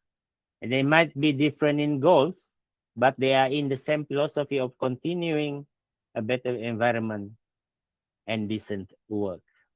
So, with that, I think I can open up for question. Any question? Thank you to Tuan Debbie for that very interesting topic. I do believe it is beneficial for all of us final SEM students learn this topic, as we are going to be future employer and employees. So now we open for Q&A session. Anyone who has any question can send the questions in the chat box.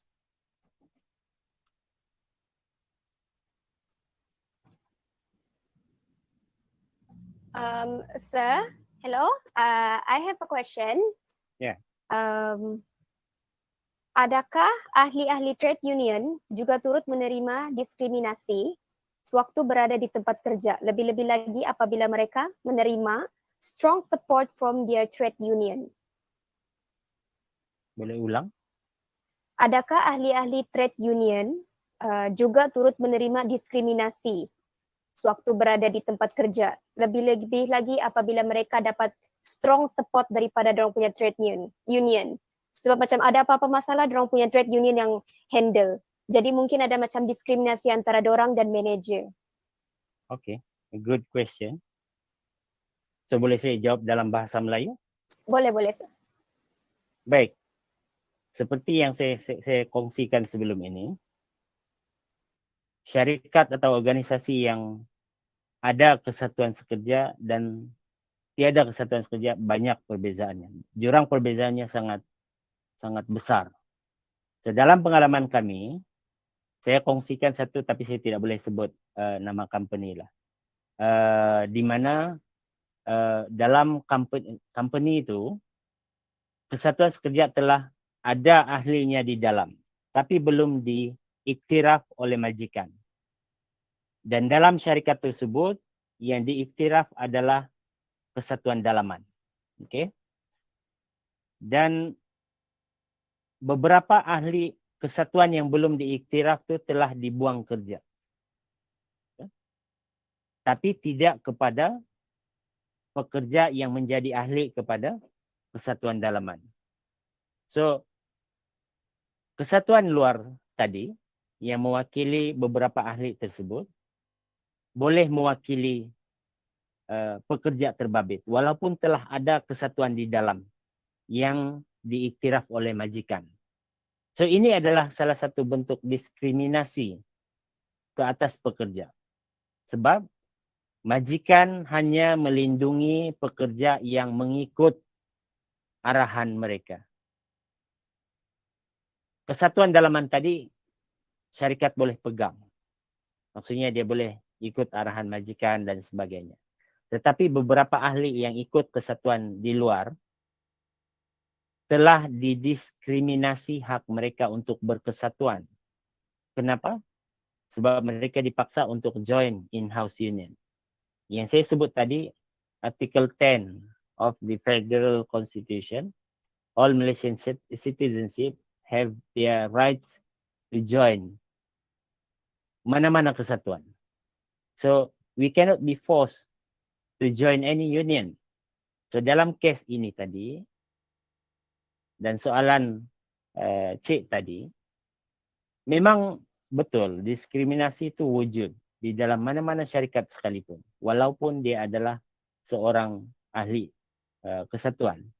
Cuma kena ingat, bila ada kesatuan sekerja, hak sebagai pekerja tadi dilindungi. Bukan saja oleh kesatuan sekerja, trade union yang kita join tadi, tetapi oleh badan affiliate ataupun badan gabungan kesatuan sekerja tadi. Contohnya MTUC. So, kesatuan sekerja dia boleh bergabung dengan MTUC ataupun badan perunding luar, international, sama ada daripada Western ataupun daripada Europe. Jadi jangan risau, sebagai ahli kesatuan anda akan dilindungi. So ini yang kita tidak sedar, terutamanya orang kita nih di Sabah. Jangan orang jauh lah, saudara mara kita yang dibuang kerja sekalipun. Bila kita tanya, kenapa tidak tuntut ataupun tidak buat aduan kepada jabatan buruh? Orang kita ni dicakap, biarlah. Dia tidak tahu hak dia. Tetapi kalau ada kesatuan sekerja ni lebih ditakuti, digeruni oleh mana-mana majikan. Sebab kesatuan sekerja ni dilabel sebagai satu organisasi yang agresif. Sebenarnya dia bukan agresif. Kesatuan sekerja ni membawa suara pekerja-pekerja. That's why the effectiveness of the existence of trade union in any organization is very helpful to any employees, especially to employees. Okay. Thank you very much, sir, for responding. Hello, sir. My question is, soalan saya, apakah yang diperlukan untuk menjadi pemimpin kesatuan sekerja? Apakah syarat atau kelayakan atau macam mana mau jadi pemimpin kesatuan sekerja? Ya, yes, sir. Okey. Pemimpin maksudnya mau jadi pegawai kesatuan sekerja lah kan? Baik, untuk menjawab soalan tu, sebelum kita jadi pemimpin kesatuan sekerja, kita kena join kesatuan sekerja dululah. You must have your own trade union. Sama ada kamu tubuhkan kesatuan sekerja sendiri ataupun you join di kesatuan sekerja yang sudah ada. Itu first. You must be a member of a trade union. And of course, when you join a member, you are at the age of 16 years and above. Seperti yang saya kongsikan sebelum ini. Untuk menjadi pemimpin, sebagai ahli kesatuan dia ada dua kategori, dua jenis ahli dalam kesatuan sekerja, iaitu ahli biasa dan ahli berhak. Ahli biasa ni adalah ahli yang dia join kesatuan tu tetapi belum dibuang daripada kesatuan sekerja. Maksudnya dia tidak dihilang kelayakan dalam kesatuan sekerja. Yang kedua adalah ahli berhak. Ahli berhak ni adalah ahli yang tidak terputus keahlian dan membayar iuran 3 bulan berturut-turut. Tidak terputus 3 bulan berturut-turut. So itu ahli berhak. So antara dua ni, ahli biasa dengan ahli berhak. Ahli berhak ni saja yang akan layak untuk bertanding untuk menjadi pegawai kesatuan sekerja. Sebab apa? Sebab dia tidak terputus keahlian atau dia tidak terputus iuran bulanan selama 3 bulan berturut-turut. So itu syaratnya. Untuk yang lain-lain tu sama ada sebab dalam kesatuan sekerja ni ada pegawai kesatuan sekerja yang dilantik secara paksa rela. Sebab kebanyakannya tidak mau jadi orang ke depan. Sebab dia takut majikan. Sebab risiko ataupun the challenges of trade union officer ni sangat tinggi. Bila you jadi pemimpin kepada kesatuan sekerja, you yang akan berdepan dengan majikan untuk apa-apa juga perbincangan, negotiation in terms of the employment term and condition. So memang dikenal oleh majikan. So ada banyak kes yang kita terima yang mana kebanyakan mereka yang diambil tindakan disiplin ini adalah pegawai kesatuan sekerja. Tapi itu tengok kepada merit lah. Mungkin kalau dalam sektor yang essential ataupun yang memang panas, kemungkinan tinggi untuk pegawai kesihatan sekejap tu di label sebagai pendesak memang tinggi. So untuk menjawab soalan tadi, kelayakan tu you must be a member of a trade union. Barulah you can be a trade union officer, pemimpin. Okay. So I got a question from one of the committee members. Boleh? The question is it possible if immigrants and local employees to be in one trade union? Like local and foreigner. Okay, good question. Immigrant workers can be a trade union members. Also of course, for local or Malaysian citizens, they can join a trade union. So can they be mixed up? Memang boleh. Tetapi dengan syaratnya, immigrant workers tadi yang menyertai kesatuan sekerja tu tidak boleh menjadi pegawai dalam kesatuan sekerja tu. They cannot be an officer of the trade union. They can only be a member. Dia hanya boleh jadi ahli biasa atau ahli berhak lah. Kecuali in certain cases, di Malaysia kita ada expatriate workers. Saya ambil contoh kesatuan Smith School. Smith School ni adalah institusi pendidikan tajaan negara barat daripada US.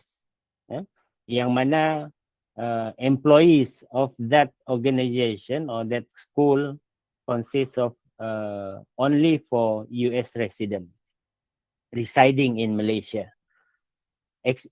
Ini kita panggil expatriate. Kemahiran luar yang masuk ke dalam negara kita. So dalam kes ni, they form a trade union and they be the trade union officer. Sebab apa? Dia tiada lokal di dalam tu. So dalam kes ni, kita akan request dia untuk memohon kelulusan daripada our ministry by the Minister of Human Resource lah. So kalau ministry bagi kelulusan, then they after that they can be the trade union officer. Tapi untuk bercampur boleh. Tapi kalau bercampur, syaratnya dia tidak boleh jadi officer kepada trade union. Okay? There's a chat box, question in the chat box from Christo. He asks, sir, may I know does the collective bargaining goes? Like he wants to know how does the collective bargaining goes. Okay, collective bargaining. The main purpose of forming a trade union is just to have their right to bargain with the respective employers. And the process of negotiation, we call it as collective bargaining. Okay, collective bargaining is the process both parties, employers and employees, represented by trade union, will negotiate the term and condition, and it will go. It will take times and can be extend to 3 to 5 years for negotiation only. Okay, this is the process of negotiation. Mungkin satu pihak minta, sebagai contoh, kenaikan gaji tahunan, persatuan tu minta 15%. Tapi majikan dalam negotiation tu dia hanya bersetuju untuk bagi 3% kenaikan gaji tahunan. So ini proses dia. So kedua-dua pihak akan berunding. So akan ada tarik tali, akan ada runding sana, runding sini. That's why it will take sampai 3 hingga 5 tahun. Sampailah kedua-dua pihak mencapai win-win situation. Okay? So sebagai pihak kerajaan, as a mediator, as a conciliator, kita akan cari jalan tengah.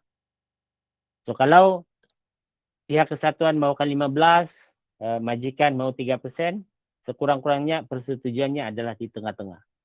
So kadang-kadang ada yang mencapai sehingga 7%, 10%, 6%, berbeza bergantung kepada syarikat yang berunding tu.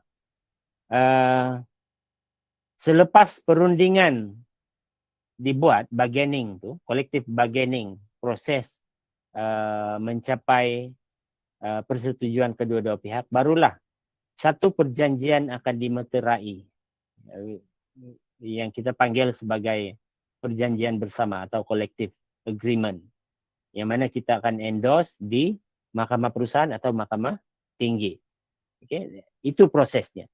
Tapi bidang kuasa sebenarnya untuk lebih lanjut untuk collective bargaining dengan collective agreement ini di bawah bidang kuasa. Satu lagi jabatan di bawah kementerian kami, yaitu Jabatan Perhubungan Perusahaan atau Industrial Relation Department. Okay?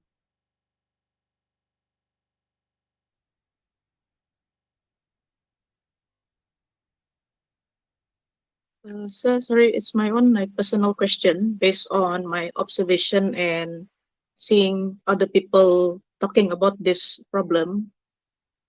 Recently, there's been conflicts where pensioners nowadays, they do not get the money. Like people who are retired, they may not get the pension. So does trade union protect that situation? Do they have something to do with the situation where they make sure pensioners get money like that? Pensioners in government sector. Yes. Okay. Okay, for trade union representing the government servant, they don't have collective agreement. So what are their purpose? What are their function? In government sector, trade union will represent their members in what do we call so-called MBJ or MBK and so on. Majlis Bersama Jabatan. So in this medium of platform, the trade union can bring up the usul from their members, including the raised issue just now, pension or whatsoever term in service as a government officer or government servant. Jadi kalau untuk pensioner tu, sudah semestinya peranan kesatuan sekerja tu untuk membawa suara ahlinya kepada pihak majikan. Cuma dalam government sector ni, kalau bukan dalam MBJ, satu lagi adalah melalui QPEX. QPEX tahu kan? QPEX ni kita yang daftar juga. Tetapi QPEX ni adalah Federation, Federated Trade Union, Kesatuan Sekerja Persekutuan. Dan ahlinya adalah kesatuan-kesatuan sekerja. Dia bukan individu. So, kalau dalam MBJ tadi, suara ahli itu tidak didengar, trade union tu mungkin boleh bawa usul kepada atau minta bantuan kepada pihak QPEX untuk berunding dengan KPPA ataupun KSN. KPPA ini adalah ketua perkhidmatan awam yang menjaga kebajikan penjawat-penjawat awam di Malaysia. So itu lebih tinggi. Okay? Kalau di sektor swasta, MTUC. MTUC ini dia NGO yang berdaftar dengan ROS. Ahlinya juga adalah kesatuan-kesatuan sekerja. So kalau di sektor swasta, kalau dia suara tidak dengar di dalam syarikat tersebut, dia mungkin boleh rujuk kepada MTUC, tolong kami, represent kami to fight for our rights. Itu di sektor swasta.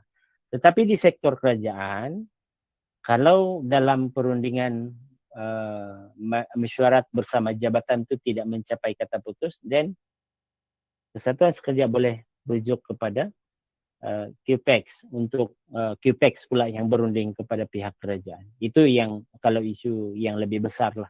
Contoh macam sekarang ni QPEX minta untuk kenaikan gaji tahunan untuk penjawat awam. Kalau hanya sebagai kesatuan dalam satu jabatan, mungkin PM sendiri tidak akan mendengar lah. Tapi kalau QPEX ni oleh sebab dia besar, dia mewakili suara-suara penjawat awam, dan mungkin kemungkinan besar untuk dilayan tu ada. Okay? Itu memang rights of the trade union member.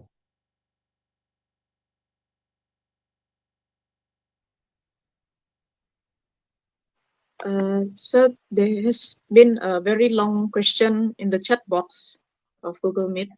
Apakah perbezaan antara akta perhubungan perusahaan, akta pekerjaan? Hal ini kerana ramai pekerja dan majikan, malahan pengamal sumber manusia, sering terkeliru dengan pemakaian akta perhubungan perusahaan dengan akta kerja 1955. Baik. Soalan ni sebenarnya kalau ditanya kepada saya tidak boleh pergi jauh. Sebab ini bidang kuasa antara Jabatan Perhubungan Perusahaan dan Jabatan Tenaga Kerja. Jabatan Tenaga Kerja adalah jabatan kami dalam kementerian yang sama. Jabatan Tenaga Kerja dia menguatkuasakan Akta Kerja 1955. Manakala Jabatan Perhubungan Perusahaan pula menguatkuasakan Akta Perhubungan Perusahaan 1967. Cuma dalam setakat yang saya tahu, perbezaannya adalah daripada segi skala gaji. 2.500 dan ke bawah adalah di bawah bidang kuasa Jabatan Tenaga Kerja. So any aduan, any issue, any pertikaian bolehlah dirujuk kepada Jabatan Tenaga Kerja atau dulunya dikenali sebagai Jabatan Buruh. Yang kedua, gaji 2.500 dan ke atas, sekiranya ada isu ataupun aduan dan sebagainya, bolehlah dirujuk kepada Jabatan Perhubungan Perusahaan. Logiknya adalah 2.500 ke atas ni biasanya adalah dalam kategori eksekutif dan ke atas. So itu bezanya. Yang lain-lain tu bolehlah rujuk kepada Jabatan Tenaga Kerja dan Jabatan Perhubungan Perusahaan itu sendiri. Okay?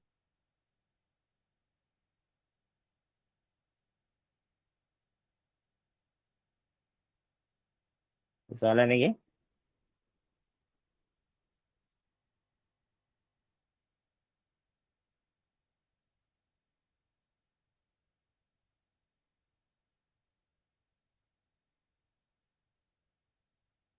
Does anyone have any more question? If there is no question, then we will proceed to our next session with Tuan Debbie. Okay, everyone, the most awaited session is please turn on your camera as we are going to have a photo session with Tuan Debbie. So Intan and Tira, if you please. Nanti send saya salinan screenshot lah. Nanti minta Encik Sazwan untuk WhatsApp saya gambar nanti screenshot, okay? Okay Tuan, okay. Okay guys, I'm waiting for more to join the screenshot, the photo session. Okay, 1, 2, 3. Again, 1, 2, 3. Okay, thank you. Thank you very much. So, saya rasa kita sudah boleh berakhir, kan? Betul Tuan. Thank you so Okay, much for your time and your amazing sharing for today.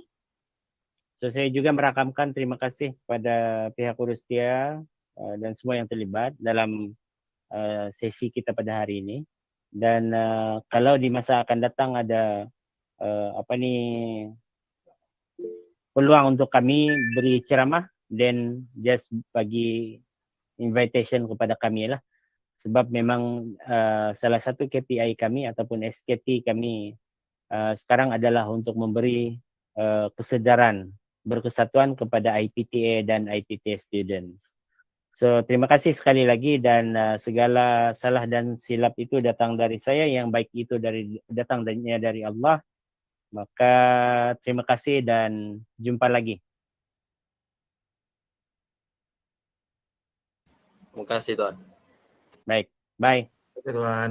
Thank you, Tuan, for the time.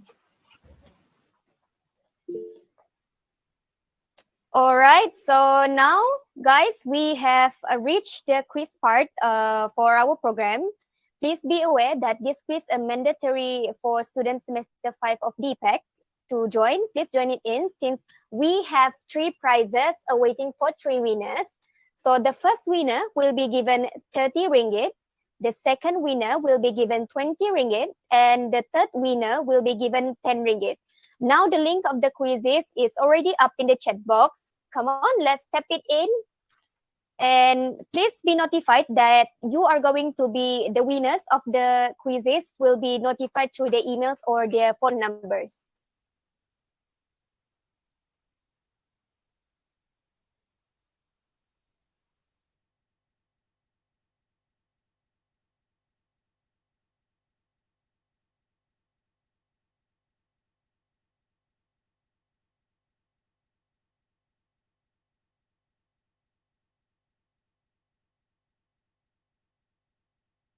Boleh start sudah nih kan jawab apa? Boleh, yes. Terus, oke. So with that, thank you so much for those who coming and join and participating for this program. Now we have come up to the end of our program. Thank you so much everyone for your time today. Thank you so much for the guidance, Miss EB. And thank you so much for the cooperation done by the committee members. We hope that everything shared by our professionals would give you guys some ideas about the world of industrial relations. And if there's any shortcomings or wrongful doings throughout the program, on behalf of the committee, I, Nur Atira Shazwani, would like to apologize. Thank you so much. Assalamualaikum. See you another time.